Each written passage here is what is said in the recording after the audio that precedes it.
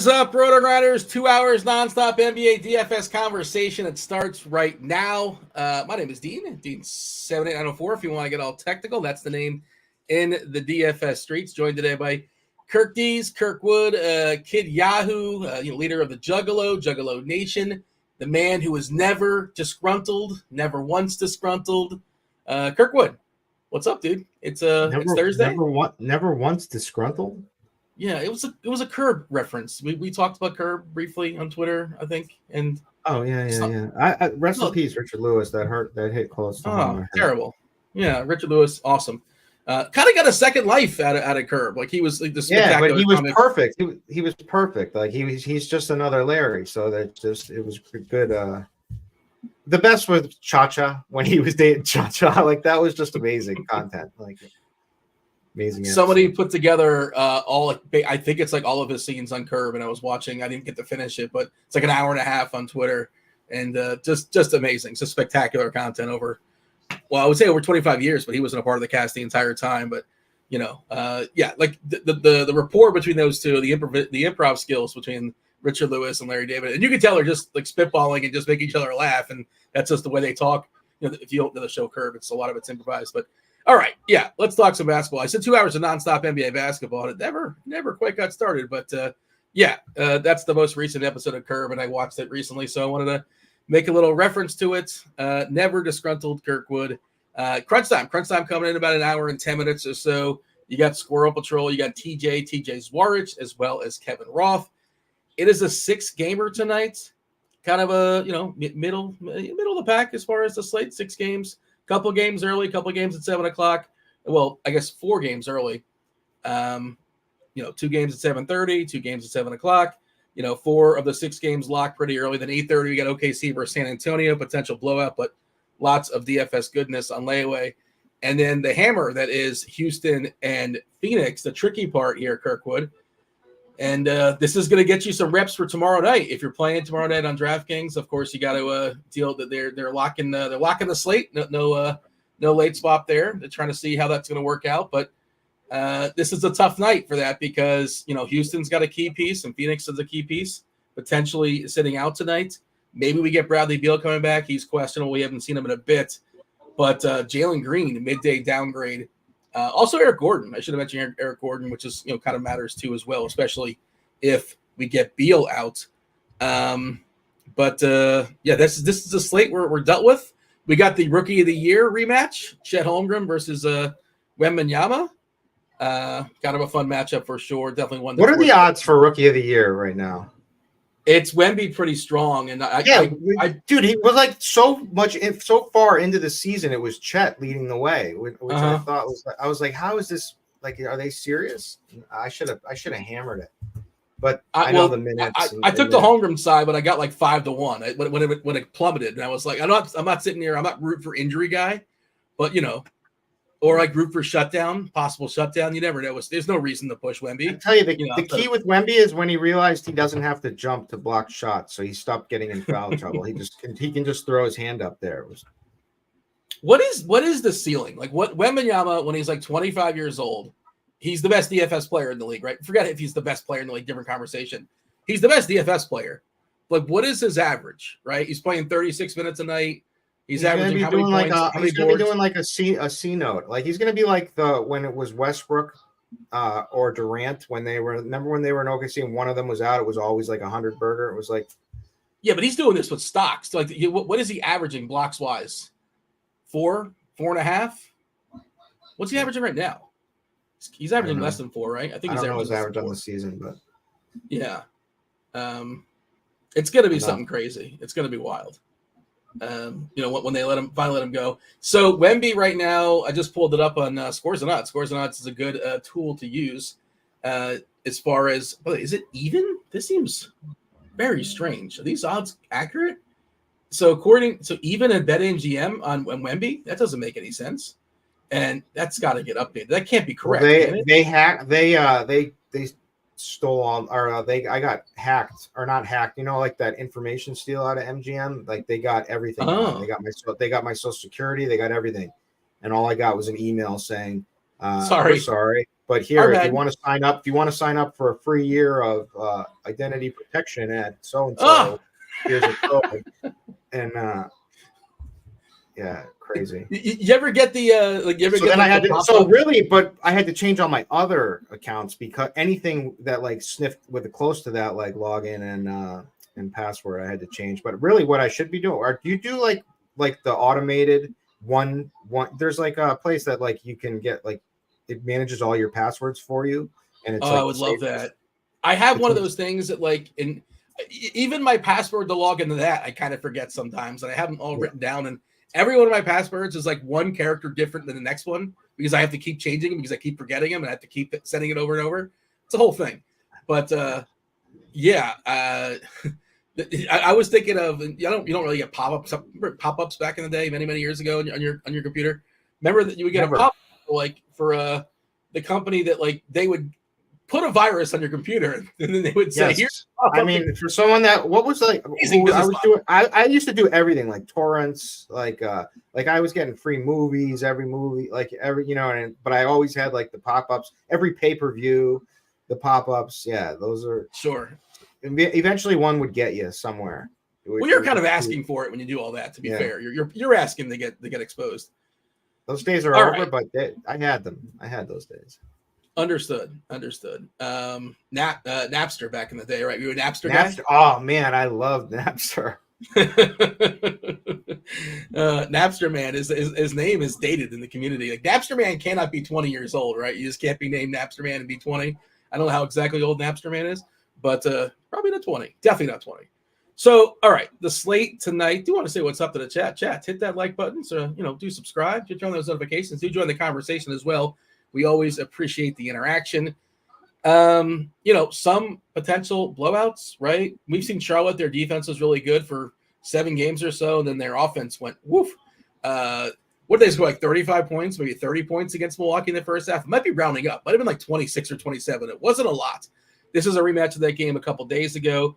They did switch venues. It's in Charlotte tonight. We'll talk about that game in a second. That's the first game on deck. Magic are never really fun for DFS because, it's tricky to get your offensive players correct. Their minutes are delegated strangely. They go hot hand off the bench sometimes, which is annoying. Banchero, by the way, officially questionable again. He's missed several games with an illness. I assume he's going to be back, but we'll see. He was at shoot-around, but he has been out due to illness. Atlanta's always fun to pick on, but they're taking on a Brooklyn team that's their offense has been pretty inept of late as well. And we'll kind of dig into it. Still waiting on some news. Like I ran some of the some optimals pre-show. There's no like clear and obvious like best play or best routes, which is kind of interesting. We were talking about this pre-show. The one that's hitting the most of my optimals right now, and this stuff of course subject to change, is Cam Johnson on DK at 40%, and then a bunch of guys in the 20s. Just there's really no clear path. It's choose your own adventure. Fork on the road, however you want to spice it up. But I'm curious to pick your brain to see where you're at. Do you want to give anything as far as the as far as the screenshots overall when it comes to the slate before we fully dive in and do the old game by game deal? I'm not a big screenshot guy, Dean, but actually that's not true. I like screenshots. You would screenshot whenever you won. Every Wednesday you used to win the buried treasure on DK. It was amazing, like clockwork. Those days are over. I really miss those million crowns every week. Yeah, I mean, so it's basically we don't have like glaring value. We were talking about this pre-show, so I think it's like hone in on the best game environments and try to pick your pieces with a nice run back on each of them and fill it out from there. Maybe some stuff will open up, but there's really not much that looks promising, right? But Banchero made shoot around. Who else? Like who are the? There's really not. Jalen Green, yeah, sure. I like these Houston guys anyway. It's just going to be a boost for him if Green is out. Yeah, that's the hammer. That's the tricky part, right? And will we get that news by 7:00? Probably not. Maybe. And will we get it at 7:30? You might get it exactly at 7:30. And 4 games are locked. 4 of the 6 are locked by 7:30. So some decision points potentially on layaway. Some more revenge stuff out there. DiVincenzo, a little sneaky revenge versus Golden State. Dennis Schroeder, a couple of years removed from Atlanta. I was kind of digging into this stuff. I don't. Wait, who was the first one you said from who did you Dante say DiVincenzo. Remember he was on the Warriors for a couple of years, maybe at least one. Yeah, guys just didn't go great. Did he win a championship with them? I don't think so, right? No, never. Yeah, it's been several years since they won. Right? Did he with the Bucks? I don't know. I'm not sure if Dante DiVincenzo is a champion. He might be. These are things we can Google, I suppose, in our own time. The guy plays championship ball, and then now he's trying to do it for the Knicks. I'm sure that if he won the Milwaukee, that was the reason why the Bucks won, is because Dante DiVincenzo was in that. I think he was in the championship team actually. But all right, let's do it. Let's kind of dive in. We'll figure it out as we go. Speaking of the Bucks, seamless segue. Let's talk about Milwaukee. Milwaukee at Charlotte, 218 is the total. Charlotte's a 12-point dog here at home. It's not high and it's not tight, right? 218 is the total. That's not particularly appealing. It's not tight. Milwaukee, a 12-point favorite. Giannis, what it's worth, officially probable. Like they've been giving him this probable tag for a while now with his knee. He's the only one that's dinged outside of Middleton. Middleton's been out for a while with his ankle. Charlotte's LaMelo Ball's missed like 14 or 15 straight games. Charlotte could have said, hey, you know what? This guy's going to be out for a month ago. They didn't say that. They just wait every single day and tell you he's out. Guess what? He's going to be out next game too. They did sign Poku. Is he going to play? I don't know. Does it matter? Don't think so. And of course, Mark Williams. I like Poku as a player. I always thought he was going to. I always thought he could be pretty good. Like I'd welcome him to Boston, but I don't think they'd be able to use him really well. I mean, he's probably needs some more development, but I was kind of stunned by it. I thought he'd be better than he is. He seems more fun in theory than in terms of actually. I know he was like a terrible shooter. He looks like he could be fun, but it's just not like Bull. Everybody wants Bull to happen, you know, and it happens in moments and little spurts, I suppose. But I guess there's a reason why that guy keeps shuffling around. But okay, it doesn't matter. Are we even projecting Poku for any minutes today? If we are, it's probably like 1. We're projecting him for 0, far as I can tell. Yeah, doesn't make a difference. Giannis is not going to be heavily owned as we see things right now. Currently like 11%, 12% on DK. The first game, the game they played a couple days ago, Lillard was absolutely crushing. He was smashing for Charlotte. He was spectacular, almost at a triple-double in like 24, 25, 26 minutes or so. Nobody of significance played in the fourth quarter. That's how ugly it got. Lopez at 9%. Basically, no ownership. I don't want to say no ownership, but minimal ownership on the Charlotte side. Brandon Miller down to 9% or so. Cody Martin, one of those kind of glue guys. You don't really want to play Cody Martin, but, you know, probably shouldn't kill you. Probably not going to make you. Going to get around low 20s as far as fantasy points. Yeah, your assessment when it comes to Milwaukee and Charlotte. I'm scrolling down. I'm trying to see where we have Bridges.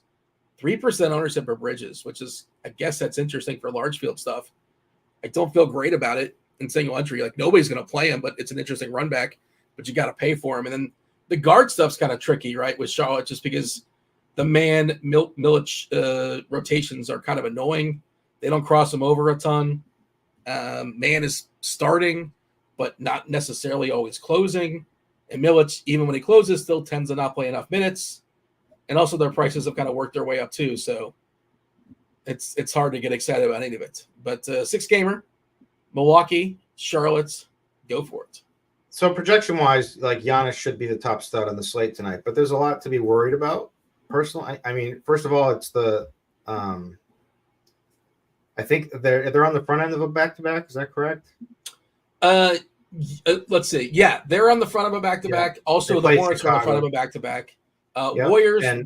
Wizards also. Wizards we don't care about. That's a late game. And then Denver Lakers also second half of a back-to-back. Just we don't care about Denver either or the Lakers. So we've got a huge blowout risk, which we just saw with them scoring. What was it, like 26 points in the first half or something ridiculous the other night. You would hope that the Hornets could put on a better showing at home, but I mean the Hornets stink. They don't really have anything. So and the Bucks are starting to play well, and Lillard is starting to take up a lot of usage right now. He's on a little streak. You know, he's riding off of the All-Star Game MVP, which is like the world to him. So I'm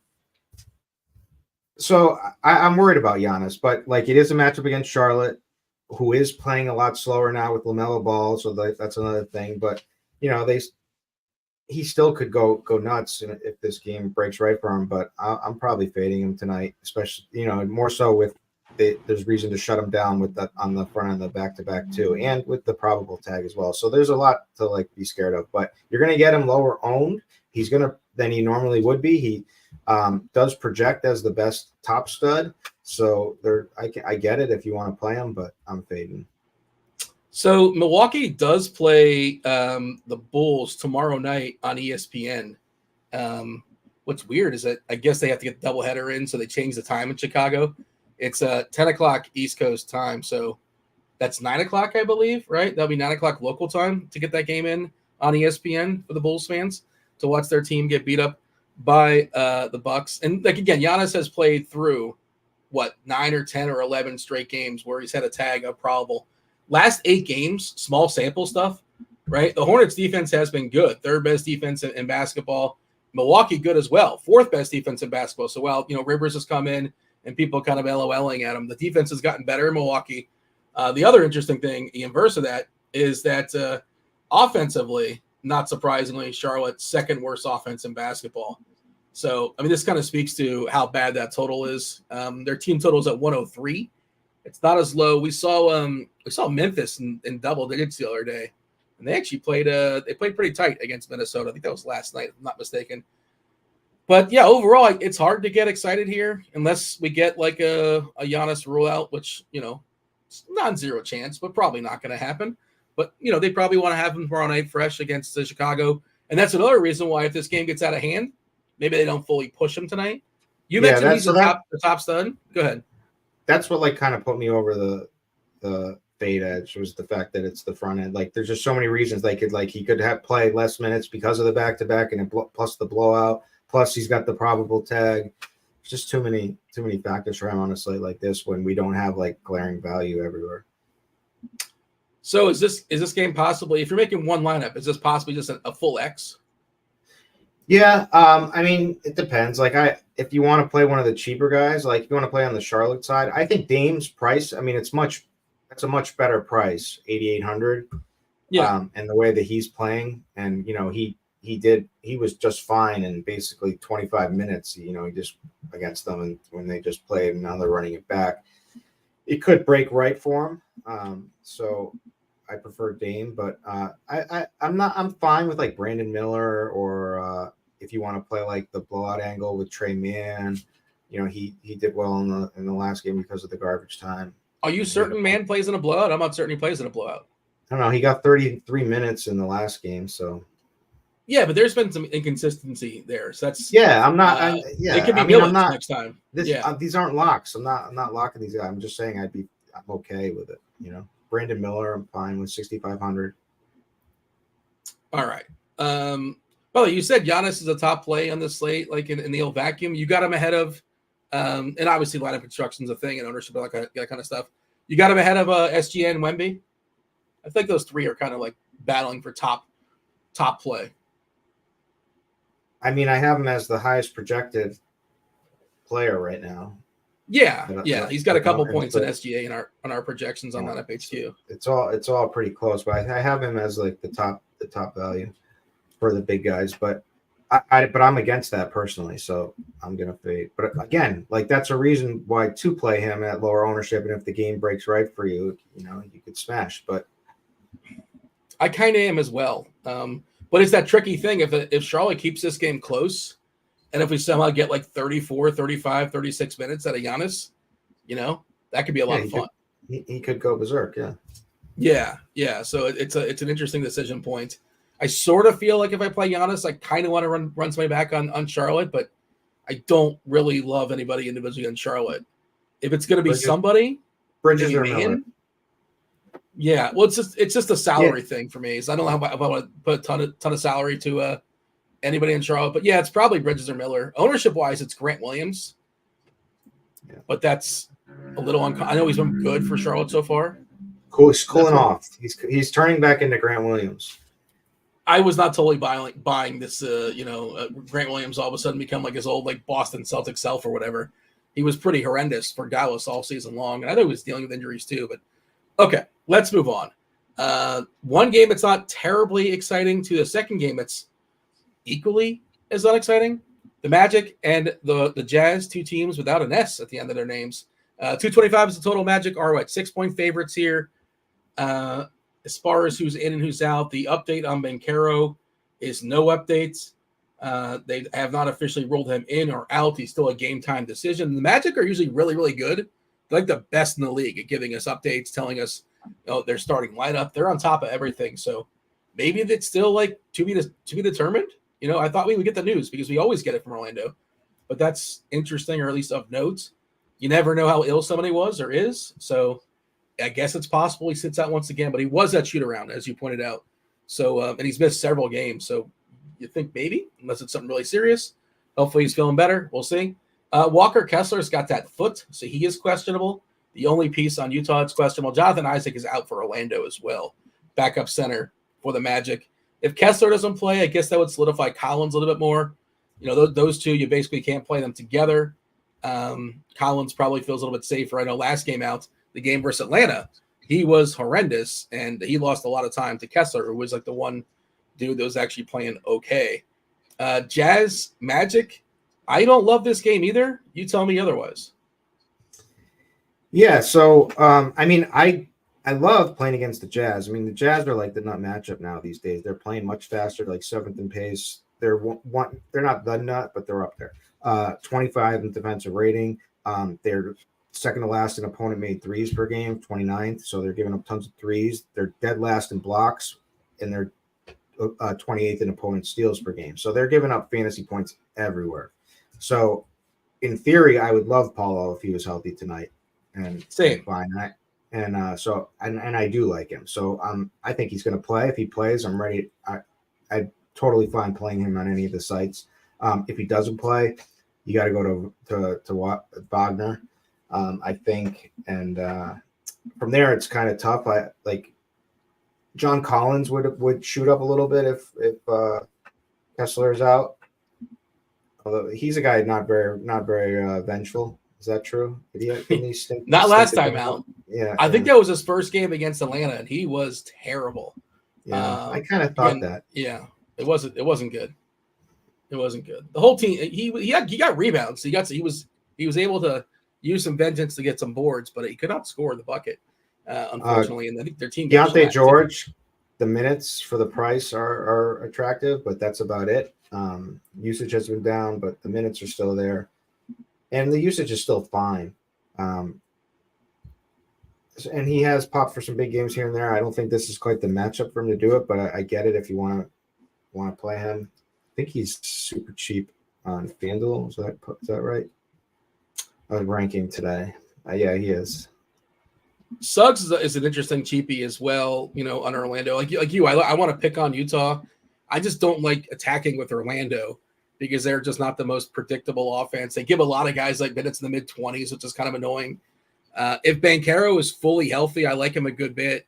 I think Franz Wagner is probably a tick too cheap as well when you consider the matchup on DK at 7.6. 21% ownership. He's the most popular player currently in this game. Fultz is getting, 17%? Just 19 minutes. Those minutes are really fragile. But, again, Suggs, we're only giving him 27. He can get a few more. He can get a few less. That's a median projection. But 27. What about yeah, go ahead. What about? Sorry, keep going. I was interrupted. No, who do you got? So feel free to fire. What about Taylor Hendricks, who got the start, replaced Wessler, and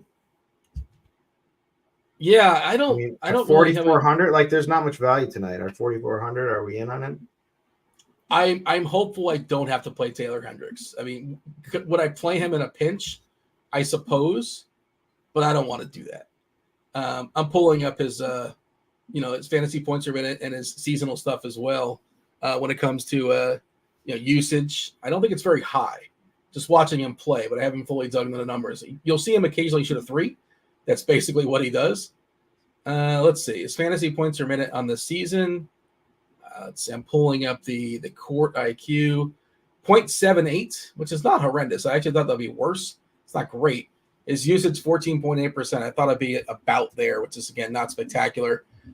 I obviously if everybody shot the same amount, everybody's usage would be 20%, but that's 14.8% is not a number it's not the worst. This isn't Tony Snell territory, but ideally I don't want to play him. And also you compound that with like, do I want to pick on Orlando? No.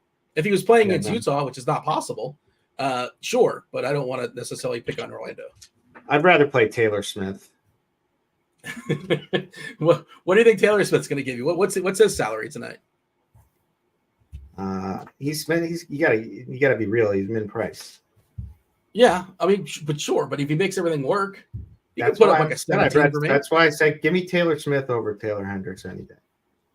Taylor is off tonight, so maybe it's possible he's in Orlando in a pinch if needed. He called out of the crowd. We got Squirrel coming on later. We got TJ coming on later, as well as Roth. This again, we're kind of sputtering out the gates here. I feel like this is kind of like the slate as a whole, though, and a lot of it is just you don't really have the value pieces to make the stuff work. Where you have a lineup that you actually really like everything. Running some optimals. Let me just go ahead and pull up my optimals I ran earlier. And so tell me how squeamish, on a squeamish level, like 1 to 10, very first optimal has, this doesn't mean this is a super, it's just kind of like this player works in this particular lineup, but Markelle Fultz is in the first lineup. 4K salary, 20-point DK median projection. You feel okay about that? Not really. Are you excited about that? Not really. He should be like fine, but you don't really want that. Mikal Bridges, good matchup. He's been bad of late, but, should be elevated against Atlanta.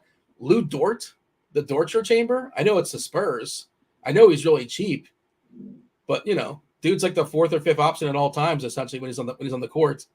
You don't want to play Lou Dort, do you? Like you might, but you don't want to do it. This is a game environment to play Lou Dort. Give me him over Markelle Fultz any day. This lineup has both these guys.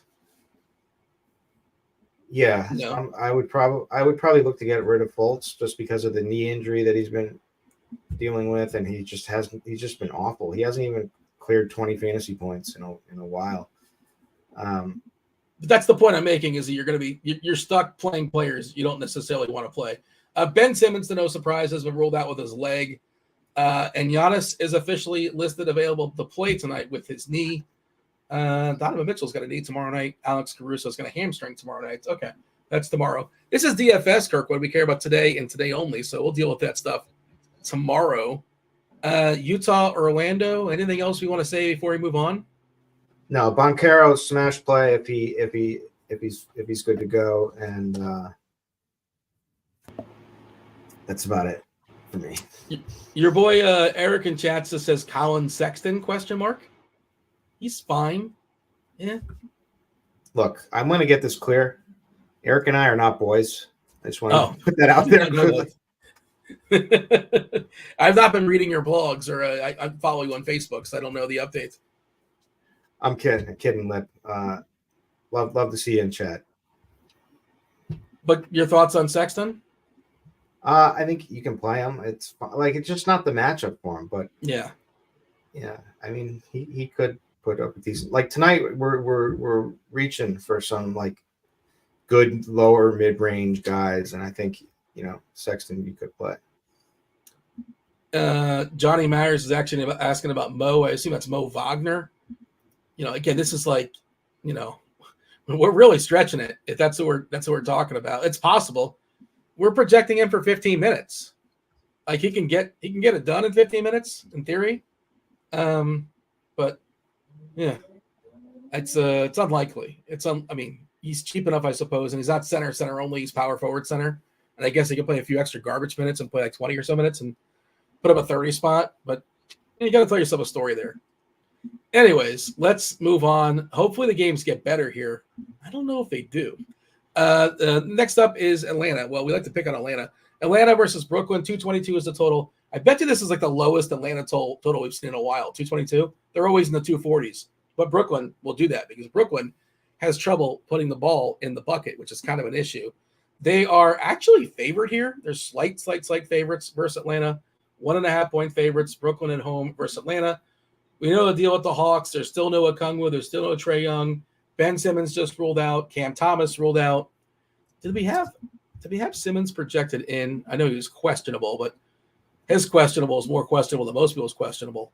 I wonder if we were projecting him. I bet we were. Yeah, we were projecting him for. Wait, no, I think I just got to give it a refresh. They might have already updated this. They were on top of it. They're ready to go. But yeah, Murray is now priced up really, really quickly here. 9.5 or so, give or take $100. How do we feel about that? Is there still some meat on the bone? Johnson is awesome. Speaking of futures, I bet on him to win most improved player, just the way they rule this stuff. I got like a 50-1, but it's never going to happen. But like, he should be in the conversation, right? Isn't he one of the most improved players in the league? Am I wrong to say that?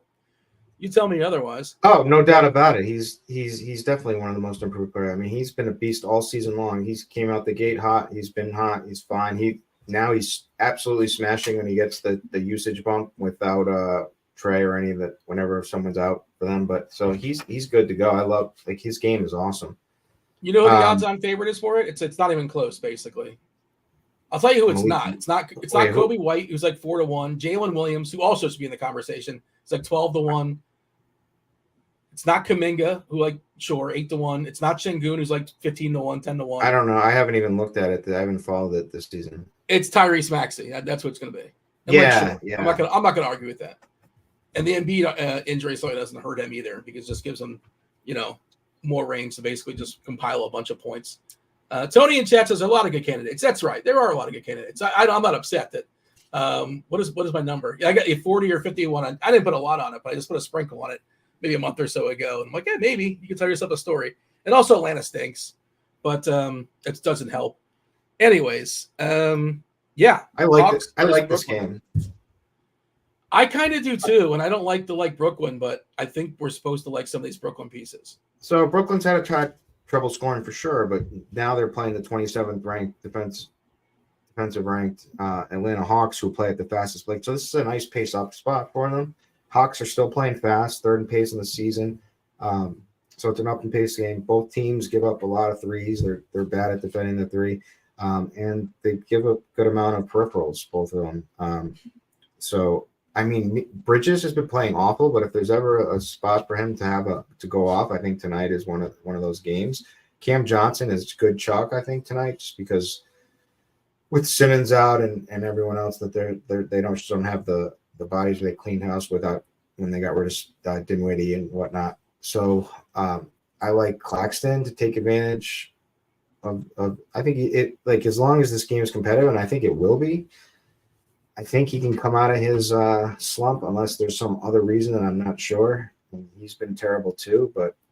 So I'll just stop you there. You could think that this game could go small, right? And how much did it need Claxton? And with Capella, Noah Kungwu, we see Johnson playing the 5. We see Fernando playing the 5. And they don't, obviously Simmons plays the 5 for Brooklyn, so they don't necessarily have their backup center, but, they could play DFS. They could play Sharp, those kind of guys. But I guess that's how Claxton could lose a couple minutes with the absence of a second big on Atlanta. But I think he's interesting too. And I also kind of have this Capella take where I like Capella. So go ahead. At what point, if ever, does he see a minutes increase? Is the thing with Capella is sort of my question. And it's slowly creeping up there. He played 24 and change last game. Obviously when he's fully healthy, even with the Kungwu, he's playing 27, 28, 29, depending on. He came back from injury and he played, his first game back from injury, he played 19, then 17, then 25. I think one of those was a blowout. They rounded up, but I looked at DK, but if you look at Court IQ, you actually have the seconds as well, and it's 24 minutes and 32 seconds. So if you can get Capella, even at 25 minutes, I think he's in play. But what if they give him 26 or 27 or 28, which is something he's done. He's been capable of doing. He played well last game versus Utah. They blew Utah out. He put up 9 and 13. He looked pretty good. I actually watched a chunk of that game. So maybe they elevate his minutes even more. And you can't really project him for an elevation unless something comes out, and I've seen nothing. 5,300, who cares? Let's shoot for more minutes. If not, let's hope he gets at least the 25. And if he has the 25, 5,300 in this matchup, he should be good to go.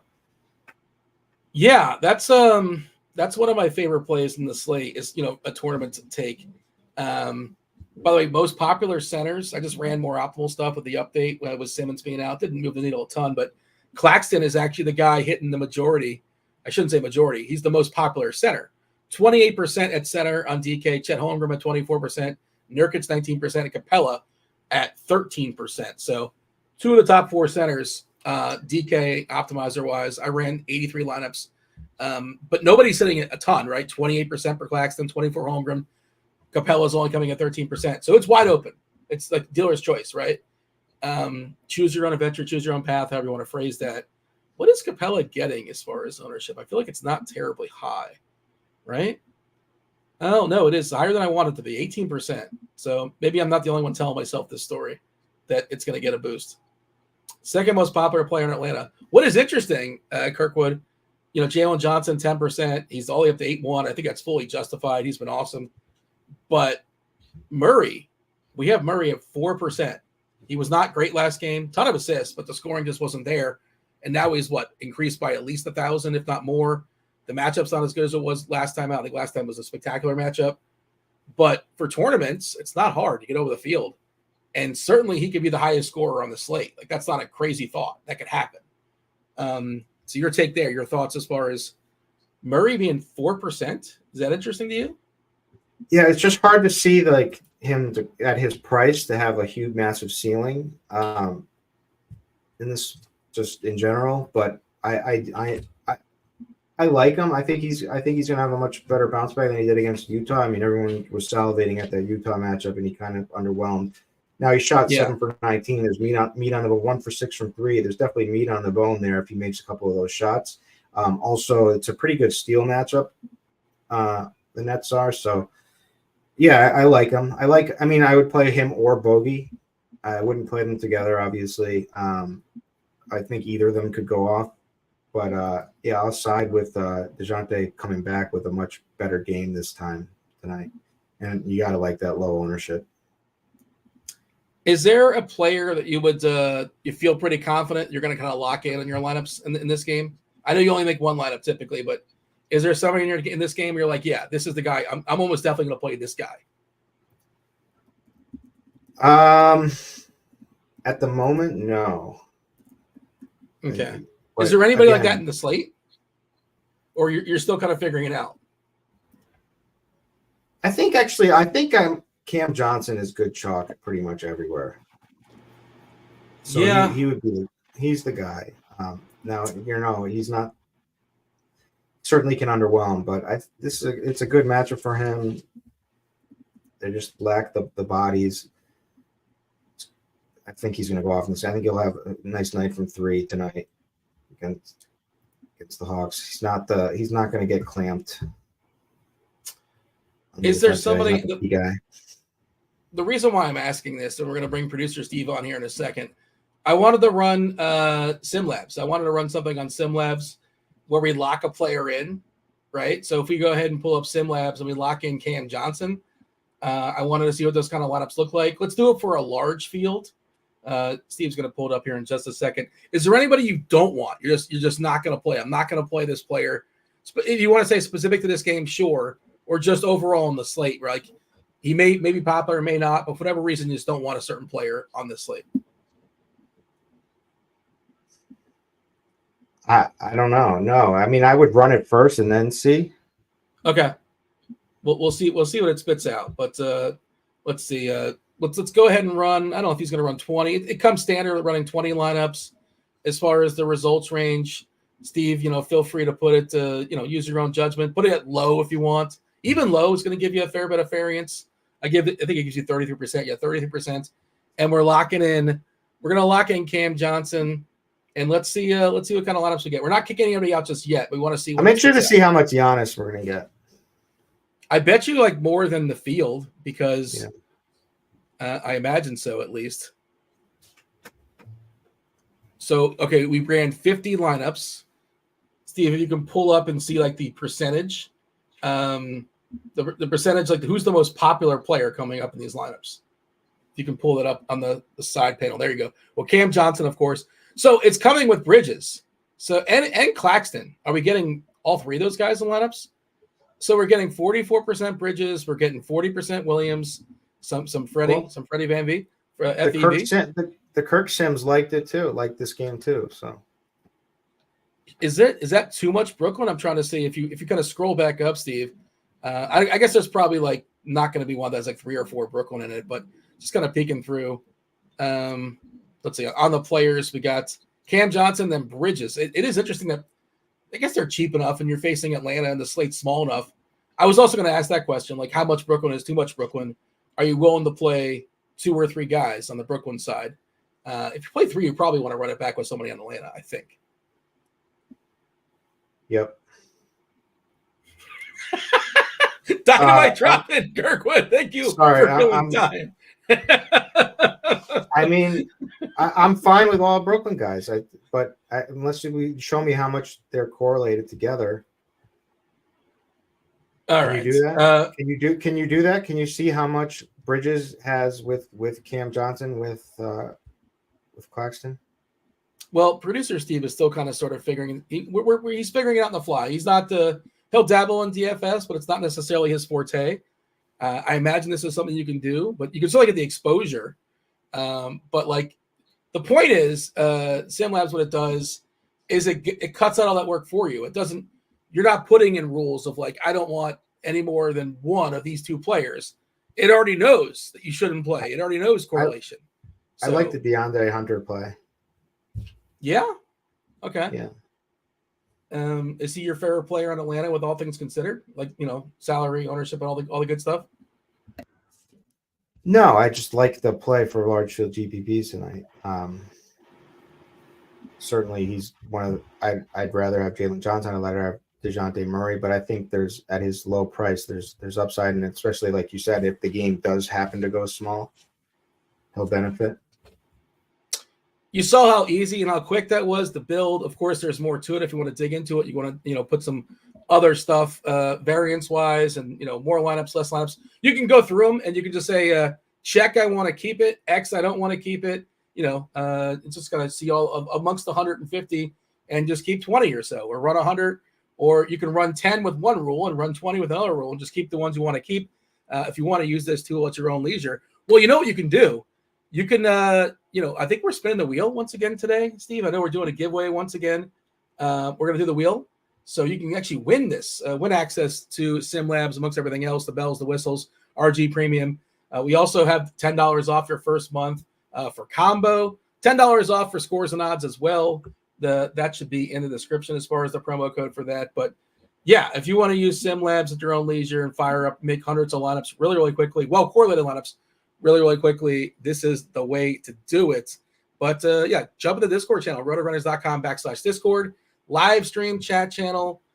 We have the avatar. Just go ahead and thumb up the avatar, and Devin will take not Devin. Devin was lurking earlier. Producer Steve will take your name and throw it up on the wheel. We're going to spin the wheel around 6 o'clock, about 15 minutes or so on the East Coast, and we'll give away a week free of RG Premium. All the sports, too. It's not just basketball, all the sports with the exception of NASCAR.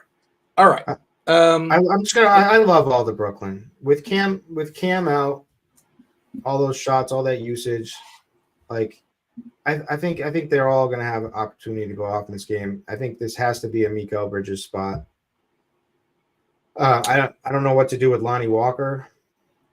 I mean he's got to score, and his floor is so bad, but he also can score 20 points in the bucket. He's fully capable of absorbing a ton of those shots. Mm-hmm. But you never know when he's going to go, 4 for 7 as opposed to 0 for 7. Like, you don't know when that's going to happen. Yeah, so you just got to know the risk.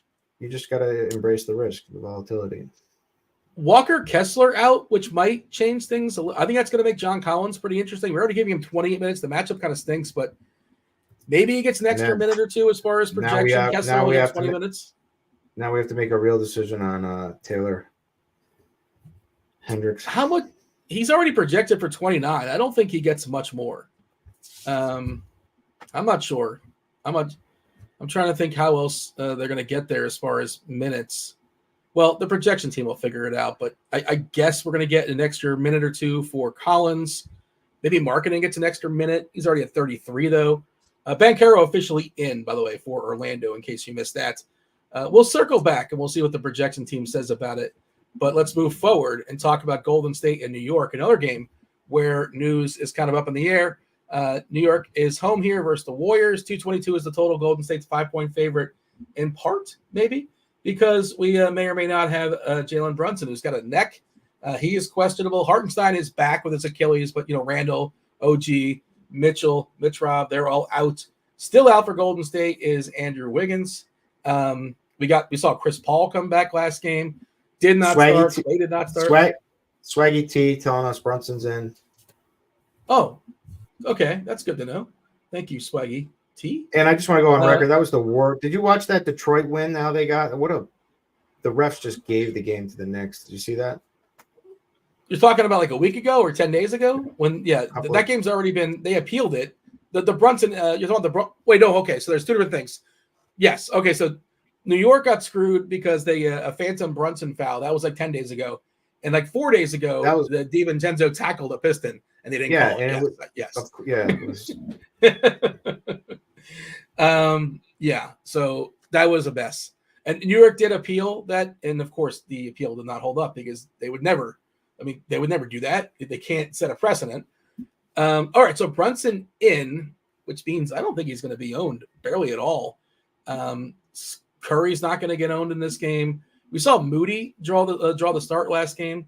Hey, did you see the story?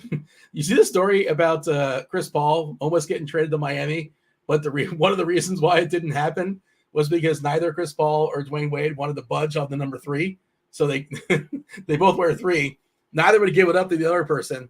So that's one of the reasons why that trade didn't happen many years ago. This wasn't this season. Did you see that story or no, by chance? I did. I did glance at it. I respect that. You got to stand by your guns.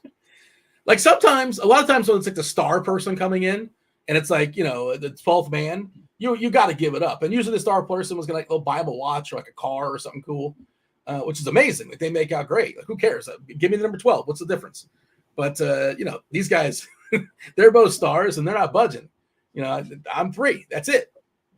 And amazing how the history could have changed based upon if Wade, for whatever reason, or Paul, for another reason, picked a different number many years ago. Anyways, you want to know why this story is so fun for you? Because you're a Heat fan. Well, it's just interesting. Like try explaining that to somebody. That just seems wild. Like, who cares what number you are? It doesn't matter. What's the difference? Would you care? Number 13, or I'm not playing. Unless you buy me I'll take a house. Wait, you're gonna hold out for a house? You're not good with like a car? I'd hold out for a can of soda for. Well, you're a bad poker player. You folded really quickly. I understand why it matters and whatever, but also you could change your number and you can sell your jerseys again to the same fans. We've seen Kobe did that, Jordan did that. It's happened before. I'm not sure if that was the motivation necessarily, but that definitely did happen. Several players have changed their numbers over the years. Anyways, back onto the slate.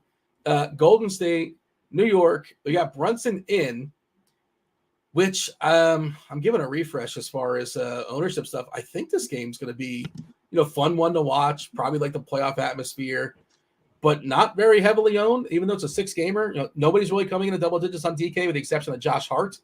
He's still expected to play 39 minutes because, they are really thin. New York played, I think, a 7-man rotation last game, which is insane. They let a couple, like Charlie Brown came in the last minute or so, but that doesn't matter. But like that's how tight their rotations. But again, last game there's no Hartenstein and there's no Brunson, so they have more to work with. But still, Hart 39 minutes, 37 for Brunson, 37 for Precious, 35 for Dante and his revenge, and then we're splitting Hartenstein and Bogdanovich mostly 25-24, a little bit of overlap. New York, Golden State, what do you got? Yeah, I like Brunson a lot, especially if people aren't going to play him tonight. The price tag, obviously, it's a little tough to get used to, but he deserves it. He will single-handedly try to keep the Knicks in this game, and I think they have a good shot. I think this game should be pretty tight. 4.5-point spread. It's in New York. I think Steph Curry, you could go off. I think Clay could be fine from the bench. He's shooting a lot off the bench. He comes in, he's firing. I think it's good little motivation. It's also takes some of the pressure off for him. I think it's a good move for the time being. Kuminga could be decent. Actually, I'd rather play Draymond Green. Moody, you got to sell me on Moody. I mean, he's cheap.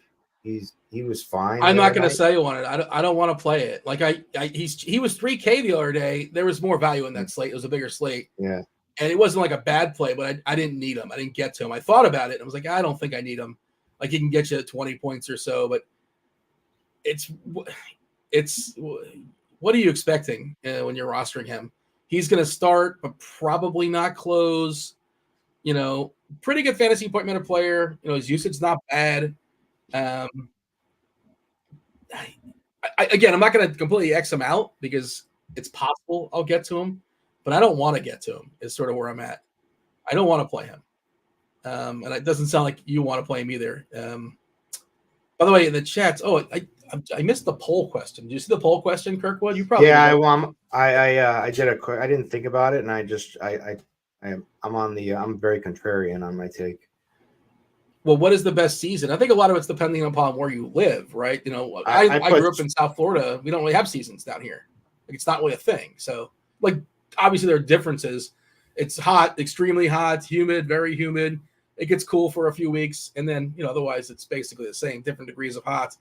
But winter is the contrarian call, 9%. Summer 38%. No, what's spring? So it was changed. I was at the low when I chose, but 21% for spring. Spring is on the podium. It's third.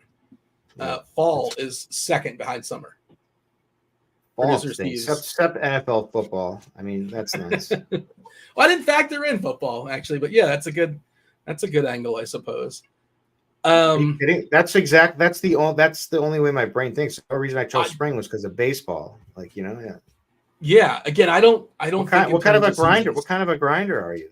If you don't think, I know what it is. Like if you point to a calendar and say what sports are going on in December, like that. But I don't really think of December. Like it's kind of winter. I just wanted to go on record. First thing I want to say what's up to J3. Shout out to J3. Shout out to the Don Yees. Shout out to Herbert Good, whose kid lives in Brooklyn. And shout out to Costco. And then also want to shout out, I'm having trouble paying rent this month because of it. I was told to bet Hammer Zion over assists a while ago, and to sprinkle some triple double. Yeah. And I know Chop. So Chop and I in the theory, Chop was like, "How much you doing?" And so we did like a bid off, and we kept raising it, and we're like, he got fouled out. He was a lot of run bad, but yeah, just so you know, and I'm sure you get this too. People come at you and say, Kirkwood, nice call, and so, and the person thinks they're being sarcastic.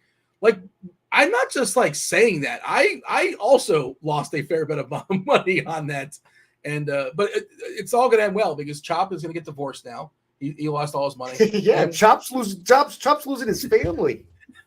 Yeah, crazy. So we're gonna move the. And he doesn't have. He's gonna have one of his milli makers gone. Well, I don't know what book he put down $1 million on Zion for over alt assists, but yeah. Well, win some, lose some. No, I'm saying from the divorce. I'm saying because of the divorce. Oh yeah, that's a fair point too. I wasn't even doing the math there, but it was a good run though. It was a good run. The one time he listens to me, which is sort of the irony of it, because usually he's just like, yeah, whatever. You were so convinced. You were like such a tout. You were so. I gave the hard sell, but I bet him too. To be clear, I bet and lost a lot of money too. If it makes you feel any better, that makes me feel better because it does make me feel better. I want my tout to be. It would be work because some people out there tout something and then they're like, "Oh, I changed my mind, didn't even bet it." Credit to me. I 100% bet it. I lost a lot of money. Nothing ruffles the feathers more than that. The person who does that. Yeah. TJ in chat saying it's like Top Shot all over again. Yeah. Let's talk about that. He had to go all the sore spots. Up. He had to bring Top Shot up. So I just did. So is Top Shot back? Because I haven't paid attention. I don't know, man. Everybody's going nuts. That's what I hear. I see gifs of somebody pumping bags. I don't really know. I'm not your Top Shot guy. I'm not your crypto guy. It's it's not for me, but I have some Top Shots, but I'm not going to sit there and pump it up. I will tell you, and this is me not pumping up the Brooklyn, but 4 players on Brooklyn are currently in the optimal least my optimal. Wow, look at the wheel tonight. That's too many. The people we can't have a see fancy the wheel, new wheel? but I can. Yeah, I can't see it. How do you see behind the scenes? I don't see it. Steve is out. Oh boy. Let's Producer go. Steve is having too much fun. Where are the colors? The colors are gone. Now the roof will break everywhere if Butho can get this. If we can get a free week or whatever for Butho. Yeah, but people are going to start saying conspiracy. They're going to start claiming. But they're different colors as far as the mustache color and the hair color, and that's all natural. Just for the record, I would have went with one of your red. The mustache is good. I would have combined it with the red when Dean hits the tanning salon when he comes on here after that. This was the only picture I could get at the moment, but we can update. That's a good one. That's a good one. No, that's a good one. Where are the colors, Steve? It's the Wheel of Dean. I don't know if I can get the colors in. Yeah, I'll have to play around with this behind the scenes. Now, if Devin could add something, Devin has the hot music when we do the game. I wore that mustache to Grant's wedding. There's photos to prove it, and people gave me the look, rightfully so. But without further ado, are we doing 1 week or two? Do we have enough likes for two or just one? I take it you didn't meet your soulmate at the wedding. Well, Grant was my soulmate, but he unfortunately was spoken for. So then that's how that goes. Yeah, but you didn't meet a new one with that mustache. Is all I'm saying. Well, there's no new soulmates. The whole principle of a soulmate is there's only one.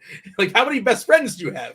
Well, you could find it's first of all, it's not a best friend.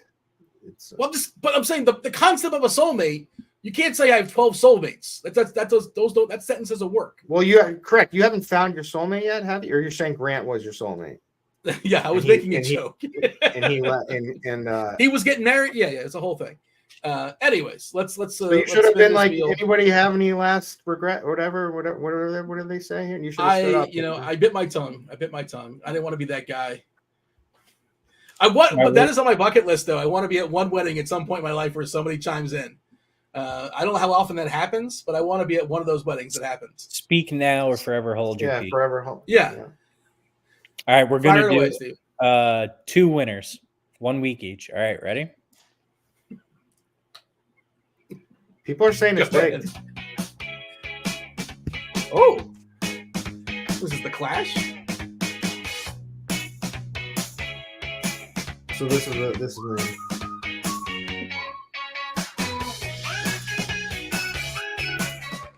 little pick me up. Is that indie? What is that? Big Z. It sounds like indie music. Please. All right, I'll tag you. We're gonna remove you for today. And here's number 2. Butthole! Come on, break the roof, shatter the roof. So you're rooting against everybody else? You're just rooting for one person?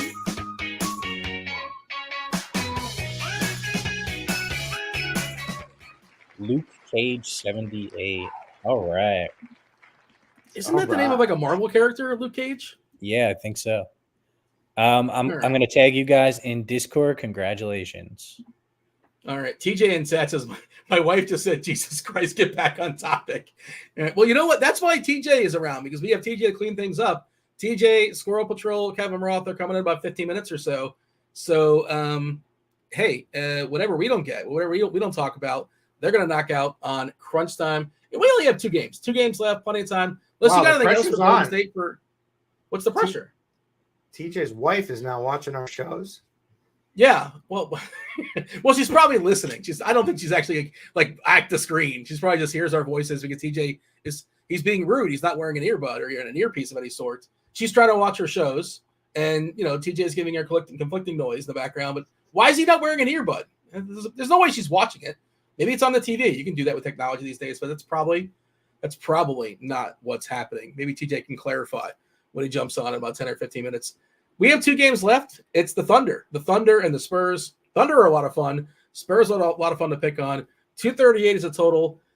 Will San Antonio keep this close? Maybe. Battle of the top rookies in the league. Wembanyama, Chet Holmgren should be a lot of fun here.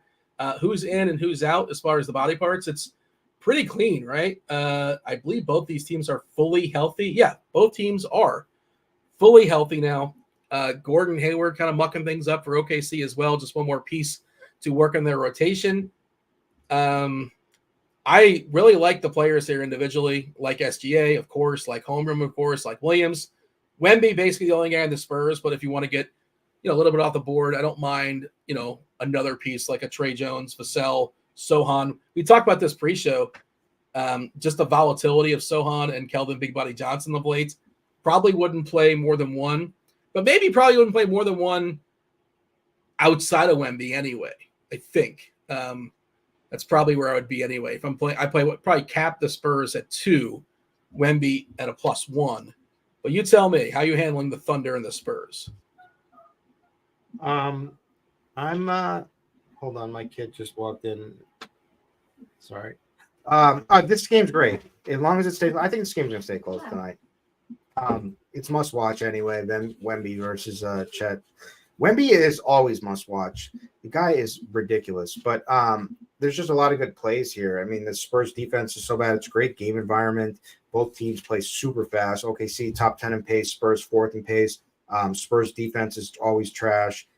Both teams are bottom 6 in giving up the 3, and then a lot of peripheral points on each side. So, yeah, I like all the plays in this game. If you can play right, I think Shea is probably one of the top. I mean, I kind of like Shea as the top stud. I think he's going to get less ownership than some of the others, and I think he's got a massive ceiling in this spot.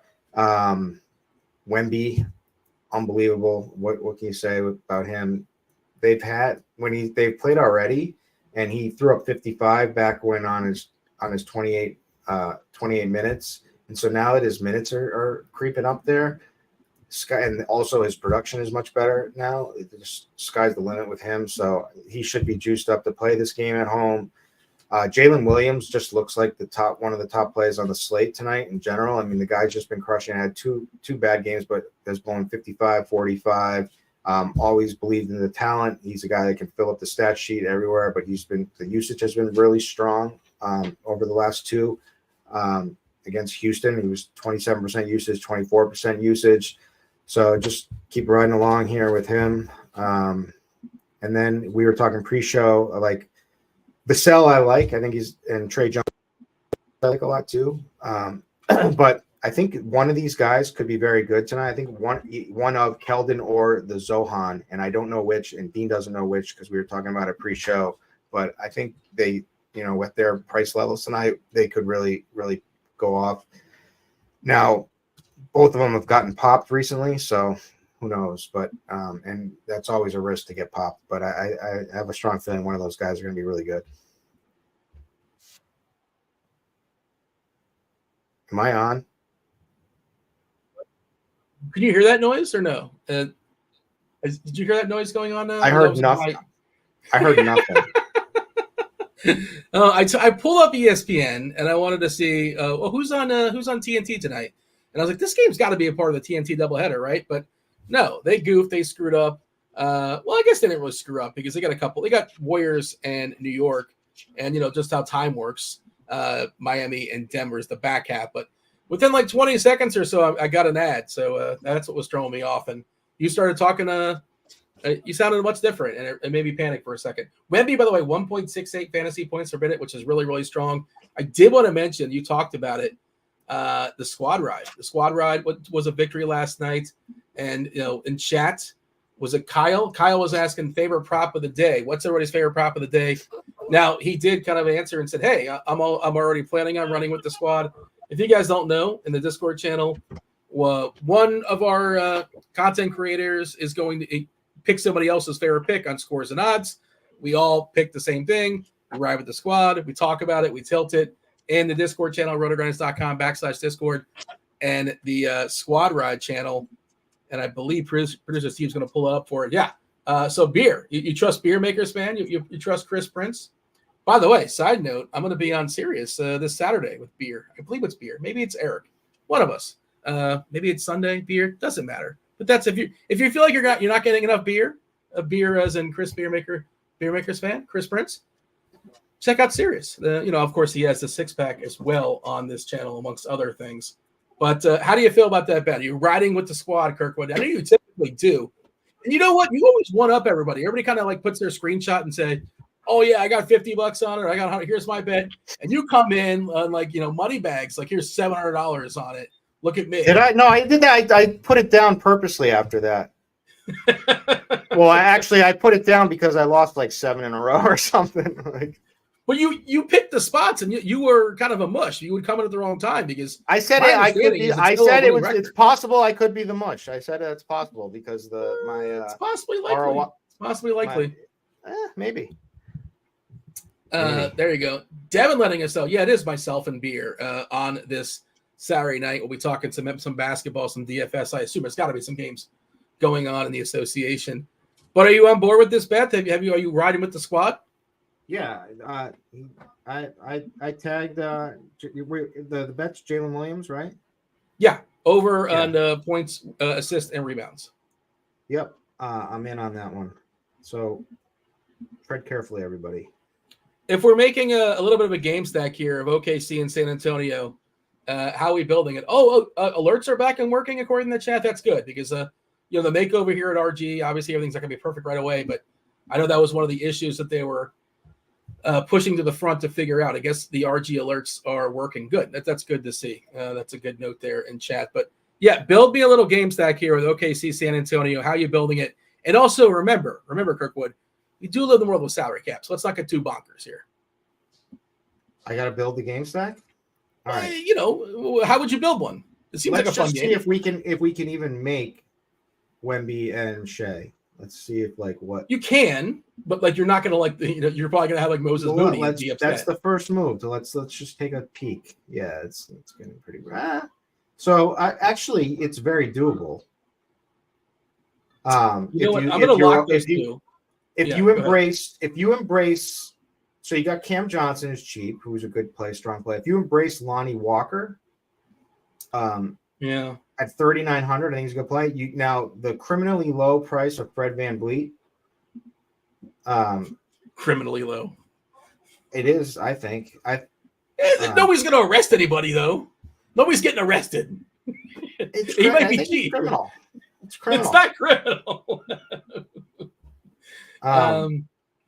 Who I love tonight, especially if Jalen Green is out. And you got to throw Trey Jones in there to throw up the lobs to Wemby. Yeah. And then you got one tough spot. You can play like Capella. There's ways to get this done. So I think that's pretty fun. Fun build for there. But if you want to go Jalen Williams, and I mean you have to, if you're going to watch this game and game stack this game, you got to play Wemby, right? Theoretically, yeah. You'd be tilting your face off if it's not if you don't have any pieces and the game's going to be fun like we're anticipating. If it's a snooze fest, then sure. You can make a beautiful lineup with Jalen and Wemby. Jalen makes it much easier. And it's not that I don't want to play SGA. Of course I do. But salary cap concerns. I think that might be something I'm doing. But Wemby's upside is, and obviously in FanDuel it's even higher because the stocks. You get an extra point, and that could be a difference of 9 points sometimes. We saw him drop a 5x5 the other day, which is completely insane. Ownership wise, how updated is our? Well, we still got time to figure this out, but this game is going to be getting a lot of attention. Jalen Williams about 30%, Wemby 20%, Vassell 20%, Jones 20%. But I think this is the game you're going to want to hone in on. I do want to touch on Phoenix and Houston, but the problem is. There's a lot up in the air that we really can't talk about just yet. That is the last game at 9:00. Will this news come during crunch time? Probably not. Hopefully, but probably not. Bradley Beal's got that hamstring. He's missed several games, and I don't know if he's going to play tonight or not. My guess would be no, but maybe. And Eric Gordon, Kevin Roth's best friend. He's got a groin, so he's questionable. Maybe Roth has sources. If Roth doesn't come to crunch time with the inside word on who's playing tonight, then what? The insight on Eric Gordon's groin is what you're talking about? Yeah, and then also he should be able to tell him about Beal. Be like, hey, you should be able to ask them both. Well, maybe they're not really best friends. Have you thought about that? That's a one-way street. I think it's we'll find out tonight. You know what I mean? Roth's been exposed. And Jalen Green on the other side, and midday downgrade for Jalen Green, who's not missed a game all season long. Tari Easton's out, obviously. If Green doesn't go, Amen Thompson becomes really interesting. I presume he's going to jump in the starting lineup. But Jabari 4 of the too. 6 games start at 7:30 or earlier, and I think a lot of times you get this stuff 90 minutes before. And what is 90 minutes before 9 o'clock? 7:30. So you might get the Jalen Green news right at 7:30. So fun times for sure. Some potential decision points, but and of course you could always play Durant. You can always play Şengün. You can always play Booker. Your thoughts as far as this game with whatever information we have right now. All right. So Brandon Wilcox, he addressed this because he said, will somebody please answer my question? So the question that I've What's seen the question? Is if I look back. Oh, he wants somebody minutes Rick Seven's going to play? Yeah. And RG has him for 6. So I just wanted to get that out for him. Now, so I think they're giving more minutes to this Sensabaugh, who maybe he can play like a small ball 5. Where he's getting 17 minutes. Oh, Šamanić is also getting 6. But there's a chance, like your 7 plays 6, Šamanić plays 6. Maybe Utah likes to run like their 10-man rotations. So maybe one of those guys just plays 12. And I'm not saying that's useful at all. But it's an interesting thought because your 7's awesome when he gets in the court, but the most difficult thing for him is to get on the court. And if you're not in the court, you can't get any fantasy points. I'm sure we know that. So yeah, it's an interesting thought, but it seems ambitious is my my thought on that. If you have anything else on it, by all means, clean that up or talk about Phoenix and Houston. Yeah. So just I think this game's going to be competitive. By the way, I cashed that bet when Phoenix against Phoenix the last time with Houston Rockets. Remember, I was big on them, and I was bringing Van Vliet, who had like the best he was on. I thought he was going to put up 60 fantasy points at least. Smashed the first half. He was my Plums play of the day. Fielded my Plums play of the day, but second half he just left a little to be desired. But he can come back tonight and do it again, especially if Jalen Green's out. I kind of like the Rockets. I like their intensity on defense most of the time. And I'm kind of lower on the Suns in general. So I think this game could be pretty good. So I like Van Vliet. Durant has the best spot. He's probably the night to play him, but like if his ownership gets a little out of hand, then you just go to Booker. But I don't think it is. I don't think either one of those guys is going to be heavily owned. Maybe that's what I'm saying in general, and it's not tonight. So I think this is I tagged Durant too on I did. We got Nurkic currently 23%, Durant 15, Beal 12, but again, Beal might not play, and Booker at 6. And if it plays out that way, obviously positions are a thing too, but I will be fine getting Booker at half the ownership of Durant, if it's like utility spot thing. I think they basically have the same ceiling. Yeah, it's a 50-50 call. Who's going to outscore the other one tonight? Yeah, we have Durant ahead of him, which is kind of surprising to me. Like 4 points difference is kind of a big gap. And he's actually smashed them each time he's played them. It's just he's able to work a lot of different ways against them. He uses his mid-range a lot against them. But so I think it's a good spot for Durant. And I think it could end up becoming a great spot if things break the right way. So, and it's the later part of the game. It's the last game on the slate. So are you going to be able to wait though? Do you have the patience to wait? Now you do have the. I like Durant. What I'm saying is I like Durant anyway. So okay. I'm fine with it. Alfonso wants to know if Jalen Green is out. Who do you prefer on FanDuel, Van Vliet or Thompson? Well, Van Vliet's still better. I don't know what the price is. The savings significant enough? I don't know what Thompson's price is on FanDuel. I think he's 5.9 on DK. But he's 7.5 on FanDuel. That's still not great. Yeah, it's Van Vliet straight up is better play, correct? Like I don't think that's yes. Yeah. And he's that's a criminal price. Criminally overpriced. I'm very happy that SWH from chat said whoever priced him at 6.6K should do 159 years at Rikers. So I'm not the only one out there who believes in this. That it's criminal. They're just they're leaning into your criminally overpriced bits. No. How do you know that? You don't know that. This is all I can deal with is facts, and this is what it says, and so I have to believe this man. People write in sarcasm sometimes, but you read it monotone, and it makes life tricky. You ever text message before? It can be confusing sometimes. Hey, yeah, with the ladies, it can be. Yeah. I mean, with anybody, but yeah, sure. We should bring on. I'm sure Kevin Roth and TJ. They've never had their wires crossed, or they've never been tripped up by a potentially misleading text message, as well as SquirrelPatrol. I believe SquirrelPatrol is coming in as well. Am I gonna queue up producer Steve to give us the music? I don't know if you're aware we have music.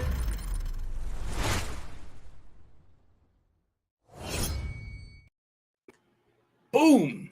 Did you hear that, Kirkwood? I did, and I just want to say that quickly. I'm 6-0 my streak bets so far, so I will not be streaking. So it does no longer. You're not going to threaten the streak at Fenway. No, when one comes along, I will. Sure, I will put my life on the line. Kevin Roth, best friend of Eric Gordon. We discussed this earlier. Eric Gordon's got a groin, Roth. I don't know if you saw him earlier in the day or if you follow him on Facebook. Is he going to play tonight? Could he tell you about Bradley Beal, who's also questionable, his teammates? You got any insight for us? Yeah, I saw him kind of walking down the hallway, and he had a limp. He had a noticeable limp as he was dropping the kids off at school, and I thought, I don't think he's going to go. Well, they are. Surely you guys talk though. You didn't talk when you guys saw each other. You don't do like the dap or whatever. Yeah. Courtesy head nod. I know. What's good, Eric? What's good? Oh, Rob, what's good? We're besties. He seemed busy. Usually we play video games together. We hang, we chat. But I didn't want to. He seemed in a hurry. All right. TJ, is your wife still watching this show, or is now it's all business? No, it's all business now. She's back to putting, I believe she got New Girl on upstairs, quality sitcom. If you haven't watched it before, it's good. It's all business now. All right, but she was giving some constructive criticism earlier in the show, which I appreciate. It's always fun to hear some feedback. It was in the middle of the soulmate conversation. It was pretty funny. Does she ever watch your shows? Does she ever care, or she hears enough for you? She doesn't need to hear you all day long. She watches my Agents of Fandom shows because we're often breaking down things that she's interested in anyways, but she doesn't watch these ones. Also, I saw you completed Ghost of Tsushima, so I'm still in the middle of it. What's next? What's the next game, and what's your review? Quickly, because we got some basketball and get out of here. Great game, beautifully, absolutely visually stunning. I'd say 8.8 out of 10, maybe 9 out of 10 for Ghost of Tsushima. And then next game, I don't really know. I got MLB The Show is coming in 14 days, the new one. There's a new game plus for Spider-Man 2 that's coming out right away. I'll replay that. And then those are the two in the immediate future. Get on the RotoGrinders Twitter account if you want to win yourself a Switch. A Switch for a Switch. If you switch the RG badge, obviously we've rebranded, got rid of some of the orange. We're mostly blue here. So, go ahead and, on DraftKings, on FanDuel, get yourself eligible to win yourself a Nintendo Switch. And I believe, TJ, you did promise the people you would take on all comers in Mario Kart. Is that your go-to? Yeah, I'll take anybody on a Mario Kart. If you have a preference, you'd rather, Super Smash, you'd rather Mario Party, we can make that happen too. Kirkwood, we got to get out of here, but give the people your feel in the Plums play before we go. We got to do it. You weren't ready for this? This is like your 900th show. I thought you already went into crunch time. I'm like, all right, cool. I don't have to do one. You didn't have one ready in the chamber? You always got to be ready, Kirkwood. We're wasting time. Durant. I think Kevin Durant. I think this game I like him anyway. I think the game could break right for him. And I think you got to play Van Fleet at this price.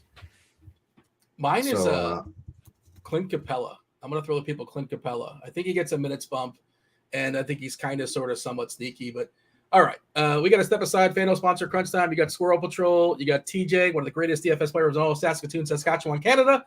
And, of course, the greatest meteorologist in all of sports. It's Kevin Roth. Roth, take it away.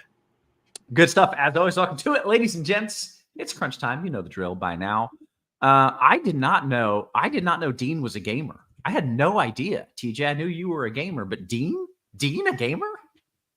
Dean's a little bit of a gamer. He likes to dive into, I believe, if I'm not mistaken, he likes a game with a good story. You know, like he's not going like to be a nice RPG, little role-playing game. Not going to be playing like if I'm not mistaken, I could be wrong on this. I want to speak for him, but probably not going to be doing like a button mash, like a Mortal Kombat type game, but a nice story type game, I believe, is Dean's jam. I already like Dean, and like his respect level in my eyes just jumped up another couple levels with that one. That's pretty awesome. We got Squirrel as well. He's not a gamer. DFS game, but that's yeah. He's only playing one game and he's winning, and it is the game of DFS and life. What's up, Squirrel? How are you, man? Not much. Am I on like a little bit of a delay? It might be me. Is it me? Is it you? I think I'm trying the virtual background thing. I don't usually do that, and like I feel like I'm a second little up behind, but it's all good. We'll finish things up by like 6:59 and 59 seconds, so we'll get there before long. Yeah, I'll let you know if it gets egregious, but for a while I was not using the virtual backdrop. People made fun of me with my green screen, and it's because it was causing lag issues for me. So I did pull it down because of that, so that very well could be an issue.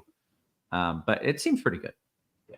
Is that good? Yeah, we're all right. We're not trying to be 10 out of 10s here on this show. Pretty good is good enough for us, at least as far as the tech level. We do want to bring you the 10 out of 10 plays. TJ, talk to me a little bit about this slate, what's happened, and maybe what we're waiting on. Yeah, so the really only big thing we're waiting on is Bradley Beal listed as questionable, Eric Gordon listed as questionable. That's going to impact things quite a bit for Phoenix. And then on the Houston side of things in the same game, Jalen Green is listed as questionable. So that one's at 9 p.m. It's the last game of the slate. There's a chance we may not know any of that news until they drop starting lineups. The good news is the best game on the slate to target, I think, is OKC and the San Antonio Spurs. And that game is at 8:30. It's the one right before the 9 o'clock game. So there's a chance we could get news and starters before that 8:30 game locks, meaning we will still have a decent amount of flexibility with that one. Brooklyn's missing some players. Golden State's missing some players. Brooklyn's ending up with we're going to be talking about them a lot of players landing in optimal lineups today.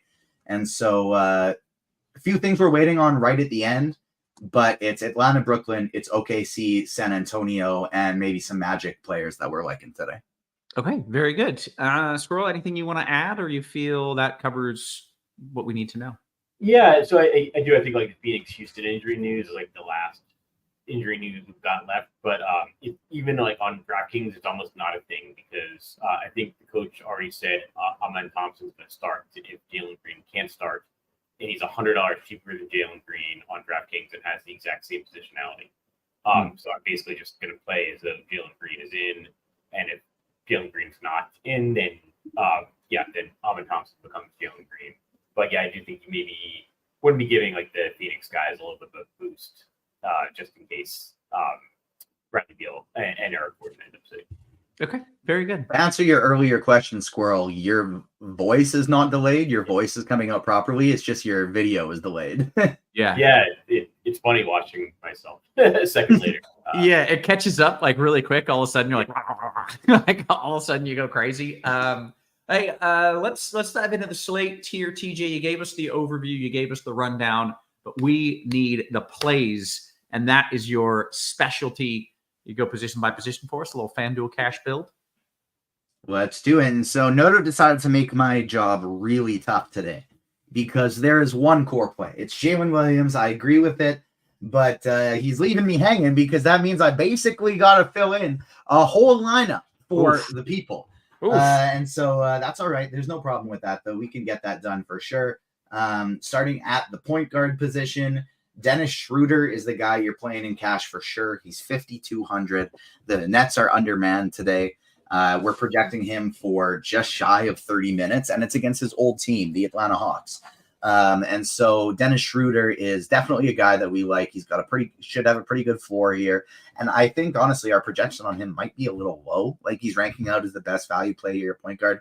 And I bumped his projection up personally. I actually bumped him up to about 28 minutes because I do really, really like Schroeder today.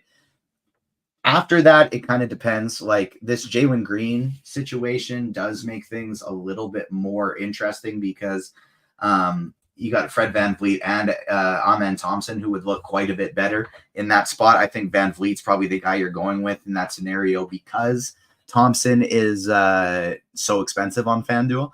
I think VanVleet, although he's not projecting for much ownership right now, he's not projecting as like the best play at the position. There aren't that many like lock and load unreal plays for cash today. So if you want to go VanVleet and just hope that Jalen Green's out, and then even if he's not, it's not like there's anything wrong with VanVleet. He's still probably going to get you like 35 fantasy points. I think there's no problem with that whatsoever. If you're not going VanVleet, you're basically choosing between Jalen Suggs, DeJounte Murray, Damian Lillard. I would pick like Lillard and Murray are around the same price. Murray's only 100 more. I would go Murray over Lillard in this spot. And then if you're doing a type of build where you got a lot of value, SGA is fine in cash too. Like I think he's probably more of just a tournament play. He is a great tournament play, but if you manage a way to get there, there's nothing wrong with SGA in cash. The only one that I think is a must, and I would put him as a core play for me personally, would be Dennis Schroeder. Shooting guard position, you can play Jalen Williams here. Bogdan Bogdanovic without Trae Young for the Hawks today. We're going to like a lot of Brooklyn players. So while this doesn't matter in cash, getting a guy like Bogdanovic is a nice run back if you're putting that into some tournament lineups. Bogdanovic and Williams, the top two options. Suggs and Murray, who I mentioned playing at the point guard position, you can play them here at shooting guard as well. And then like if you land on a Cody Martin, it's fine, but I would probably actually rather go Dillon Brooks. He's $4,800. He's a little bit cheaper. I know we don't like Dillon Brooks, but if Jalen Green is out, there's going to be a lot more shots to go around. So I think he's fine on his own and then gets better if Jalen Green is in the game, is out of the game. Sorry. Small forward, Cameron Johnson, another guy I would probably consider a core play today. He's seeing his minutes go up for Brooklyn. Brooklyn's without a bunch of dudes. At $5,100, he's going to be wildly highly owned. And so he's somebody you for sure want to play in your cash game lineup. That's an absolute must. And the other guy you're going with here, you can play Jalen Williams at small forward. If you want to pay up for Banchero, if you want to pay up for Durant, all those options are fine. I think I like Durant better than Banchero if I'm choosing one of them. The biggest thing, though, I want to make sure I'm saving enough money so that at the power forward position, I can play. I want to play Wemby. Maybe this is a tournament thing. I don't know. Like he's not projected as the guy that you want to play in on cash on FanDuel because he's so expensive. He's only $100 less than Giannis. Giannis projects better. I get it, but man, going up against Chet, no more minutes limit for Wemby. I really just think he's going to have 65, 70 fantasy points. Yes. Knowing full well, like for everyone, that he is not the quote unquote cash play. The cash options here at power forward are Durant, it's Banchero, it's Franz Wagner. You can play Johnson here. You can play Taylor Hendricks. Even Giannis rates out as a better cash play than Wemby. If it's me, I would put him there because I think he's going to go bonkers regardless of the lineup I'm playing. It's not correct, but it's what I would do just because I think he's going to go crazy. At bare minimum, he's my favorite tournament play on the slate on FanDuel. Much higher owned on DraftKings, but on FanDuel, where he's so pricey, the ownership is quite a bit lower. Center position, Bruno Fernando is popping as somebody you can play either at power forward or center as a value play today at 4K. I don't love it. I think it's pretty volatile. I don't think I'd want to go there. If I can afford him, Chet Holmgren is my favorite cash game option today, 8,200. That's the little stack I want to do. I want to do a Wemby Holmgren stack. That's my favorite to do on the slate. If you land on Claxton or Nurkic, it's fine. Basically flip a coin between those two. It's probably Nurkic if Beal is out, then it's Claxton if Beal is in. So you're kind of flipping a coin there. I'd want to get up to Holmgren. I'm okay with the mid-range of Claxton or Nurkic. And if you need to save salary and go Wendell Carter, that's fine too. Okay. I was just checking. Thunder Spurs not being on national TV is a crime. That should be on TV every time. I don't care if one team is good and one team sucks. Those are the two. I want to watch Chet and I want to watch Wemby. Put those games on national TV. Damn it. Hey, Squirrel, I want to get your take here. But first, Jeff says, Squirrel, I'm heartbroken for you from the 150 jumbo on FanDuel last night, but at the same time, screw you for passing me. Did you have a heartbreak last night? Yeah. So I was winning the $100,000 until like one of the last plays of the game. Daniel Tice grabbed a rebound and fell out of bounds. And so if they just like counted it as no play or like team rebound or whatever, I would have won the 100,000. I finished second place because he got a rebound and then a turnover, which is 0.2 points, because I was up by 0.1. person jumped me. Brutal. Yeah, but it actually wasn't that bad. I didn't really think I was going to win to begin with, and I wasn't even going to play that much. And then I realized I had a bunch of like FanDuel tickets. So we're going to do a bunch of lineups. So it ended up being kind of a better night than I expected. It was funny. One of my wife's coworkers saw that and like texted her this morning and was like, "Oh man, what a terrible way to lose." But I never like tell my wife this stuff. My wife's like, "Something happened last night, like that." That's like if I would. What did you end up winning instead of $100,000? What does second place take? It was like I think it was like 30, but like effectively like $20,000. Yeah. I mean that's still pretty good. But the fact that like I tell my wife if I drop down from like a $5 win to a $4 win, I'm like, I almost had it. But the fact that you don't even mention that is amazing. I just don't want her like, worrying and stressed because it's like the Pacific games too. Anyway, right? So it's like this is happening at like midnight. That's true. Yeah, no, that's fair. All right. Anyways, we want your tournament takes because the people want to be where you are. They want to be sweating $100K or a $30K win either way. So you got to walk us through the slate here. What's your game plan as you look at this FanDuel slate? Yeah, so I do think there's like more price differences than normal. Like maybe like some of the biggest like price differences I've ever seen between the two sites today. And maybe not like price differences is like the right word. It's just like the guys showing up on the optimal lineups are different because like you don't have a lot of value. And so like, so like a little price difference even makes it a big deal. But at point guard on FanDuel, like really like Dennis Schroeder, really like DeJounte Murray. Like DeJounte Murray is somebody like maybe getting 50% of on FanDuel, and I'm like not getting very much at all on DraftKings. And then Jalen Brunson I think is a good point guard play, and I think the fact he's like been questionable might lead to a little bit of lower ownership. Playing some Fred VanVleet a lot more on DraftKings than on FanDuel, but like playing some on FanDuel. I think there's a good chance Jalen Green's going to sit, but we'll have to see. I'm actually playing like 4% Jalen Green anyway. Shooting guard, really like Jalen Williams. He's been going berserk in February. Gets better every month, like noticeably better, statistically better every month. DeJounte Murray's also shooting guard eligible, like Mikal Bridges. Basically, if somebody's like wearing a Brooklyn uniform tonight and playing against Atlanta, I like them, especially on FanDuel, really FanDuel and DraftKings. Mm-hmm. Playing some Moses Moody if you want a salary saver. He's in starting lineup, only 3,900. Don't exactly know what the minutes will be like. They like 23 minutes as his last start, but he's only 3,900. Playing some Devin Booker as a spend up. Small forward, playing a bunch of Cameron Johnson, Jordan Finney-Smith, Mikal Bridges. Like basically, if you're in Brooklyn, I like you tonight. Playing a lot of Paolo Banchero as well. And then for the spend ups, got some Kevin Durant. I think there's a good chance either Beal or Gordon sits, or that Durant just has a good game anyway. Power forward, a lot of Cameron Johnson, a lot of Paolo Banchero, a lot of Kevin Durant. Taylor Hendricks is the guy from trying to save some money. I do like Orlando more than I usually do because they're playing Utah. But if I'm playing more than one or two Orlando guys, I'm probably be playing with Taylor Hendricks or somebody from the Utah side.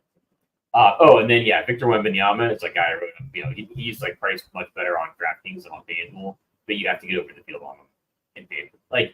He just has his games where he goes berserk. I wrote my article today in an expert survey. It wouldn't shock me if FanDuel changes their scoring over the next couple of years. Because Victor Wembanyama is they're not going to be able to price him up high enough. He's averaging 5.3 blocks in 28 minutes a game in February. What do we do if that number gets to 8? I got lots of bets in today where it was over 3.5 blocks for Wembanyama and over 4.5 stocks for Wembanyama.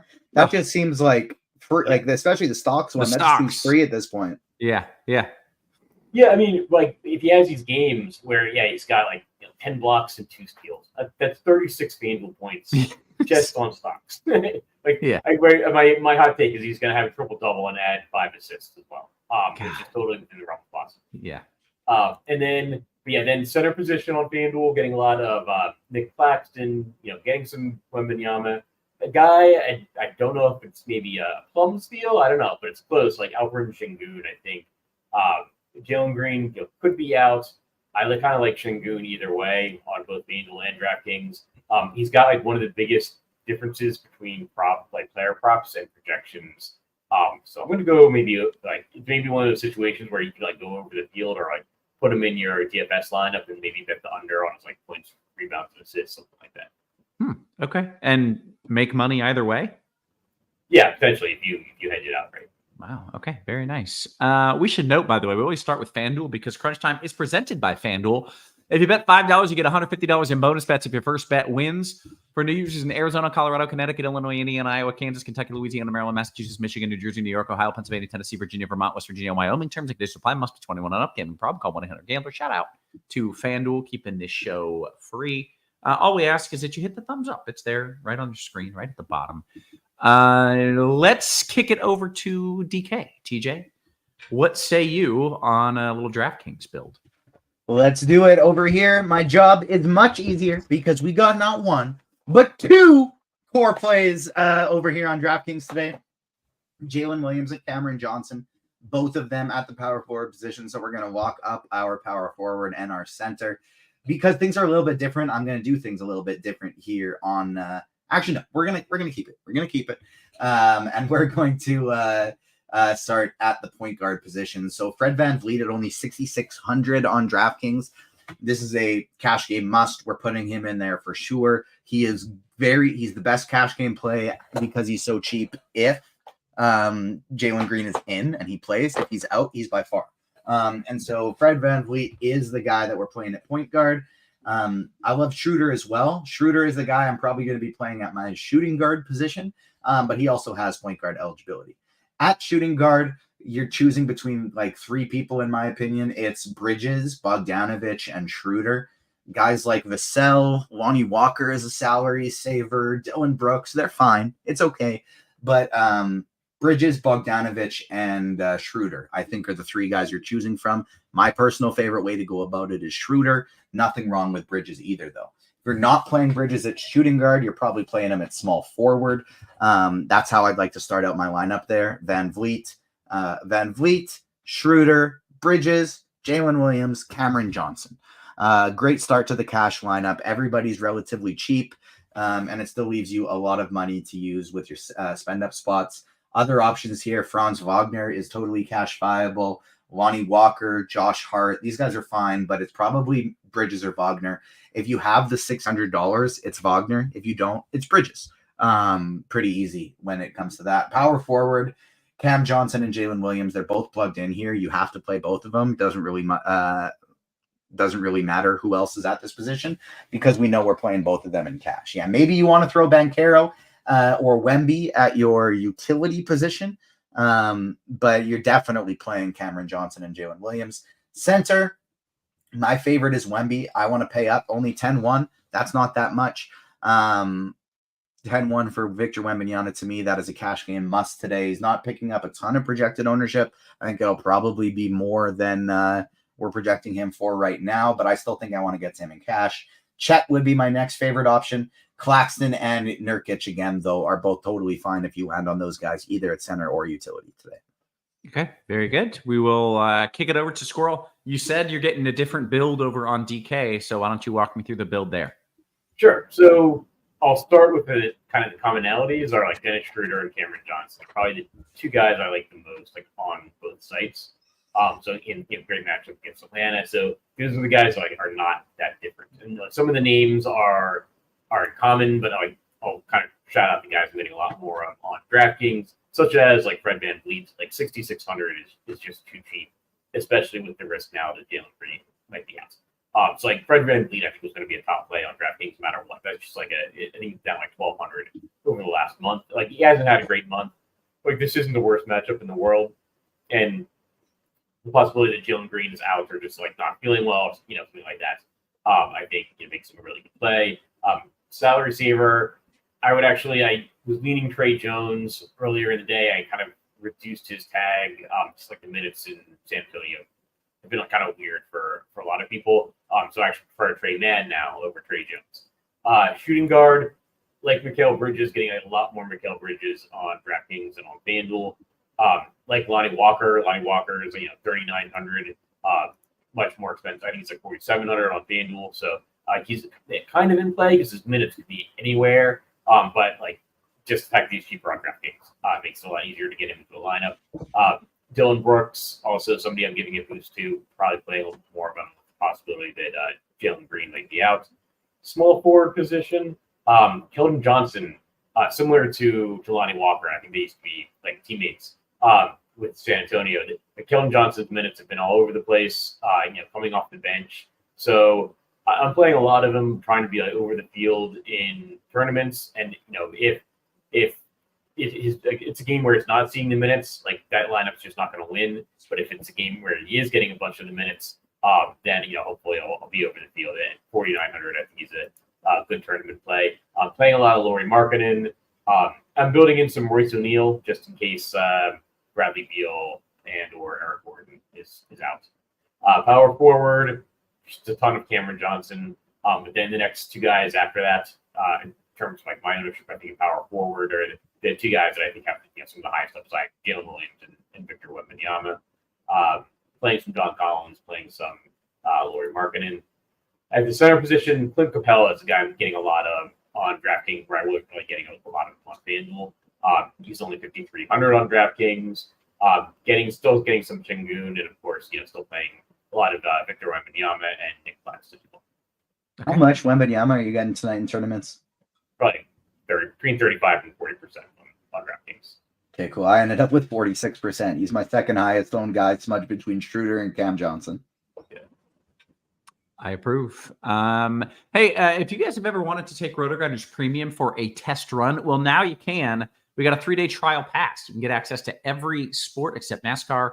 Low price, $19.99. There's never been a better time to join the RotoGrinders community. Our new website, our new look. It loads faster. It's smoother. It is more intuitive. So find the 3-day trial link in the description below and sign up today. Take advantage of it. It's exciting times, exciting things happening around RG. Guys, we've got about 12, 13 minutes here until lock. Anything we should add, or should we dive into some QQs? I think we're good for some QQs. Okay, let's do it. Jumping into things right now. And, scrolling up just a little bit here from Bill T. Will Bol and the Tripper off Phoenix. What's the Duke guy? What's his name? Grayson Allen. It's Grayson Allen. Yeah. Will Bol and Grayson Allen make my team different enough to possibly win, given that everybody else that I'm playing is going to be pretty popular? Bol, you really need Eric Gordon and Andrew Bradley Beal to be out. He's had some big games. I don't know. He's like 5,600 on FanDuel. I think it'll make your lineup different. Like Bol is not projecting very well, unless he's like in the starting lineup or something. Like he's a no-go for me on FanDuel. On DraftKings at 3,900, I think you can get there. But I don't know. Like on a permanent basis over the long term, I don't think he's going to play the last few games. Okay, great. We'll go to ASOR and DK Cash question. TJ, Schroeder or Capella? It's Schroeder. It was like one of your favorite plays. Yeah, on the slate, Schroeder. Right? Shooter for cash for sure. Yep. FanDuel GPP, Squirrel Paolo or Jalen Johnson? I actually like Paolo Banchero tonight. Okay. Well, then there is a 2v2, a follow-up, Whitmore and Paolo or Jalen Johnson and Dylan Brooks. Probably go to Paolo and Cam Whitmore. But like Cam Whitmore is going to have a lot of variability. Like still thinking about it in the picture.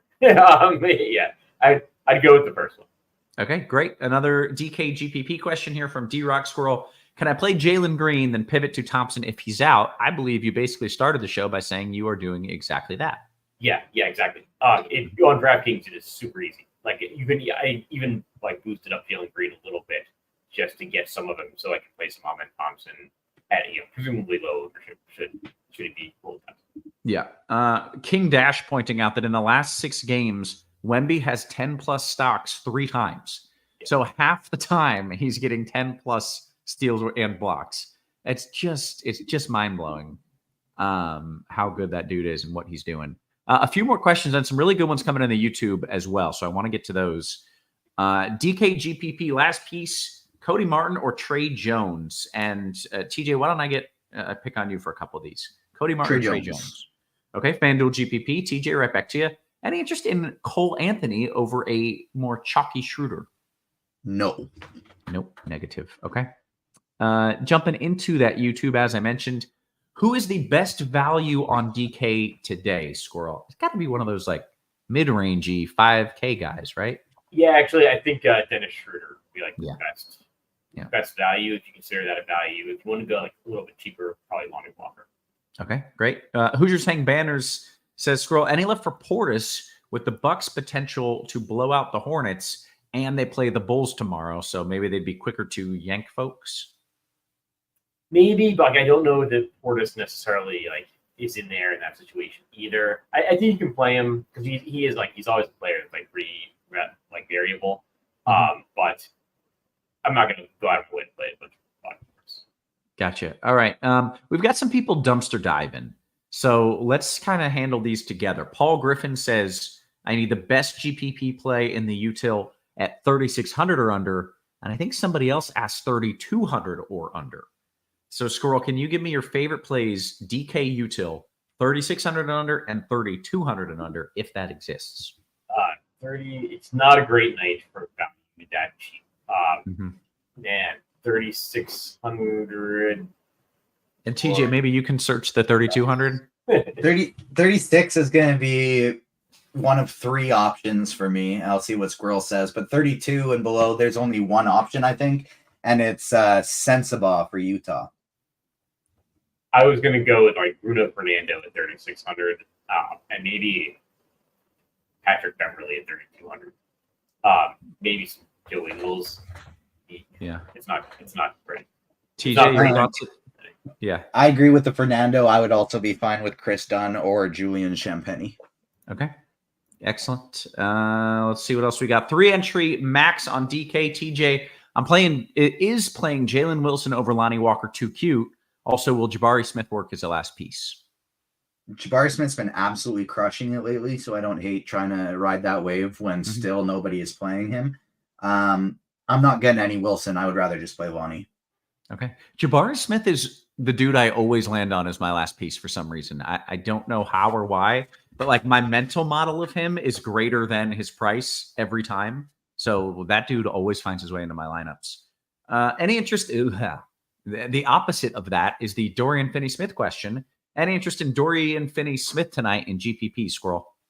Yeah, if you're wearing a Brooklyn uniform tonight, I'd probably like it. So yeah, I think like 33% on FanDuel. Like he's not a guy that I love. Like you will go out of your way to play Dorian Finney-Smith, and you know this. But like, yeah, if you land on him, I think it's okay tonight playing against him. Okay, great. Any interest in Gary Payton Jr., Squirrel? This is a FanDuel question, to be clear. Let's see. I don't think I'm playing any of them. Like Moses Moody's going to get the starts. I don't think you need to like go and try to be like tricky with it. Play Gary Payton Jr. Yeah. Okay. Let's go to Prem here. DKGPP and TJ. I'll bring you in for a couple. Capella or Wendell Carter? Capella. FanDuel GPP, Moody or Peyton Jr.? TJ? I actually think Peyton Jr., even though Moody's probably going to play like at least 8 more minutes, I think Peyton Jr. is just so much better on a point per minute basis. I would rather take the upside there and just hope he falls into a few more. Okay. We'll go to Maine here and Squirrel, Cody Martin or Schroeder, FanDuel GPP? I go Schroeder. He's going to have higher ownership like he should have. Okay. DK, thoughts on Cole Anthony? I feel like that name was brought up at one point in the show. Yeah, I've been playing some Cole Anthony recently, but like they've had other injuries and now they're getting guys back. So I'm not playing Cole tonight. I don't think at all. Okay. Great. Let's see what else we got. Joel Strickland says, TJ, am I crazy playing Dennis Smith Jr. over Schroeder and Walker to be different on a DKGPP? Nope. Nothing wrong with that. Okay. All right. If that's your way of getting different, especially if you're playing a lot of lineups, there's nothing wrong with that. Yeah. Okay. Andrew Martinez says, Squirrel, Dayron Sharp or Bowl? I'd probably go with Dayron Sharp, actually. And I am playing some Dayron Sharp. Because like Nick Claxton's going to be popular. And I think like it doesn't take a lot for that to become Dayron Sharp having a big game. Just some foul trouble. So I like Dayron Sharp a little bit better. I got him too. Yeah. Okay, great. TJ, this is kind of your build, so I'll give this question to you.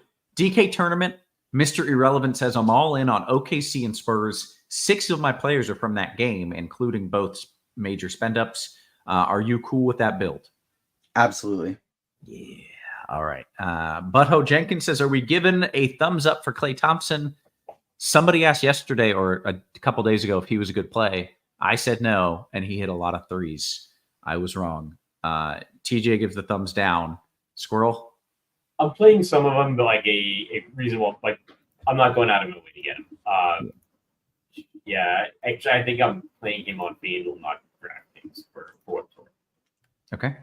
DK Cash question. Hey, somebody's playing Cash. TJ, Capella and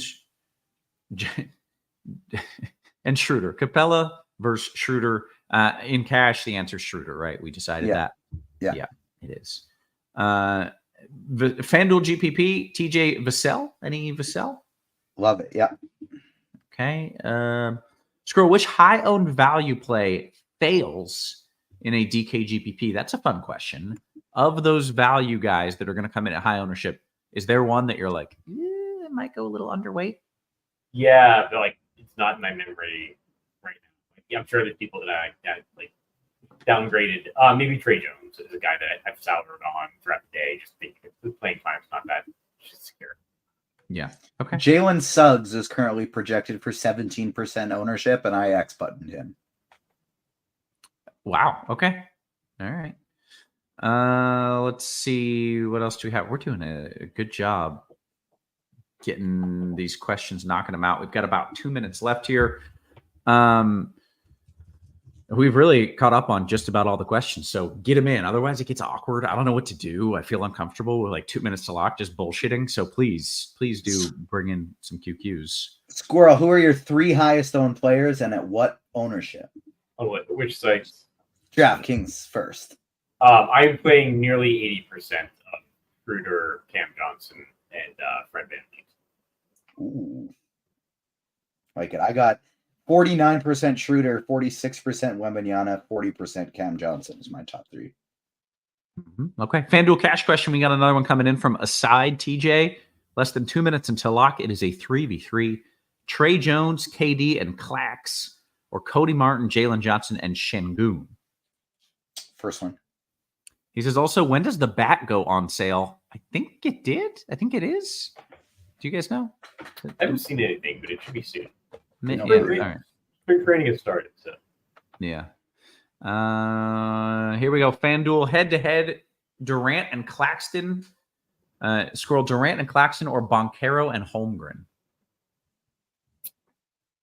I'd probably go with Durant and Claxton, but I like maybe going Durant and Şengün better. Like have a little, but if it's just like a head-to-head, maybe go Durant and Claxton. Okay. Enger says Schroeder and DSJ at point together in a FanDuel GPP. Squirrel. Well, I'm not as high on Dennis Smith Jr. I'd probably just play one of them, unless you're going like a full kind of game stack. Yeah. Okay. Did I see Michael says Brunson out? Have you guys seen that? I've not seen that. All right. Well, we'll wait. No, for we just got confirmation. 6 seconds ago. Jalen Brunson will play Thursday. So Brunson is in. Yeah. So, yeah. Michael, thumbs down. You're getting Thumbs you're not down getting for you, booted. Michael. I'm not going to boot you because it could be an honest mistake. Oh, he said I'm asking. You need to gotta put a question mark. You got to put a question mark. We need to use punctuation in this chat. All right. All right. I got nervous. I started sweating. Pat Connaughton at small forward on DK to help make the OKC and San Antonio build work. You could no, negative. Okay. Lonnie Walker. Michael says, I'm sorry. It's okay. It's an honest mistake, man. Nick says Lonnie Walker or DFS. Squirrel, who do you prefer? Lonnie Walker or Dorian Finney-Smith. Yep. My heart says Lonnie Walker, but my brain says. Okay, that's fair. D-Rock will call this the final question of the day as we have now hit the lock. Large field DK GPP, Wemby or KD? TJ, I know where you stand. Is Wemby. Oh yeah. Sorry, I thought Squirrel was going to answer because I do in fact stand on Wemby. Yep. Squirrel, you get your chance now. Wemby or this is DK, not FanDuel. Yeah. Wemby or Durant? Going with Wembanyama. And I was really prepared to like just say, oh well, Kevin Durant. You got is one of the few players that I'd have projected higher than Wembanyama. I don't.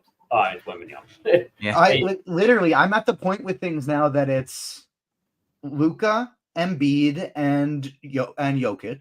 Yeah. Then it's Giannis and Wemby. Yeah. Like that's kind of how I view fantasy performers in terms of raw points now. And because like if they increase Wembanyama's minutes, like he's going to be in that Giannis Luka conversation. Mm-hmm. Yeah. I want it noted. Like 2 weeks ago, I was like, you just play this dude every night until he's 11K. And now maybe the answer is even when he's 11K, you just keep playing this dude. We got one last question. Any Steph in a DK GPP scroll?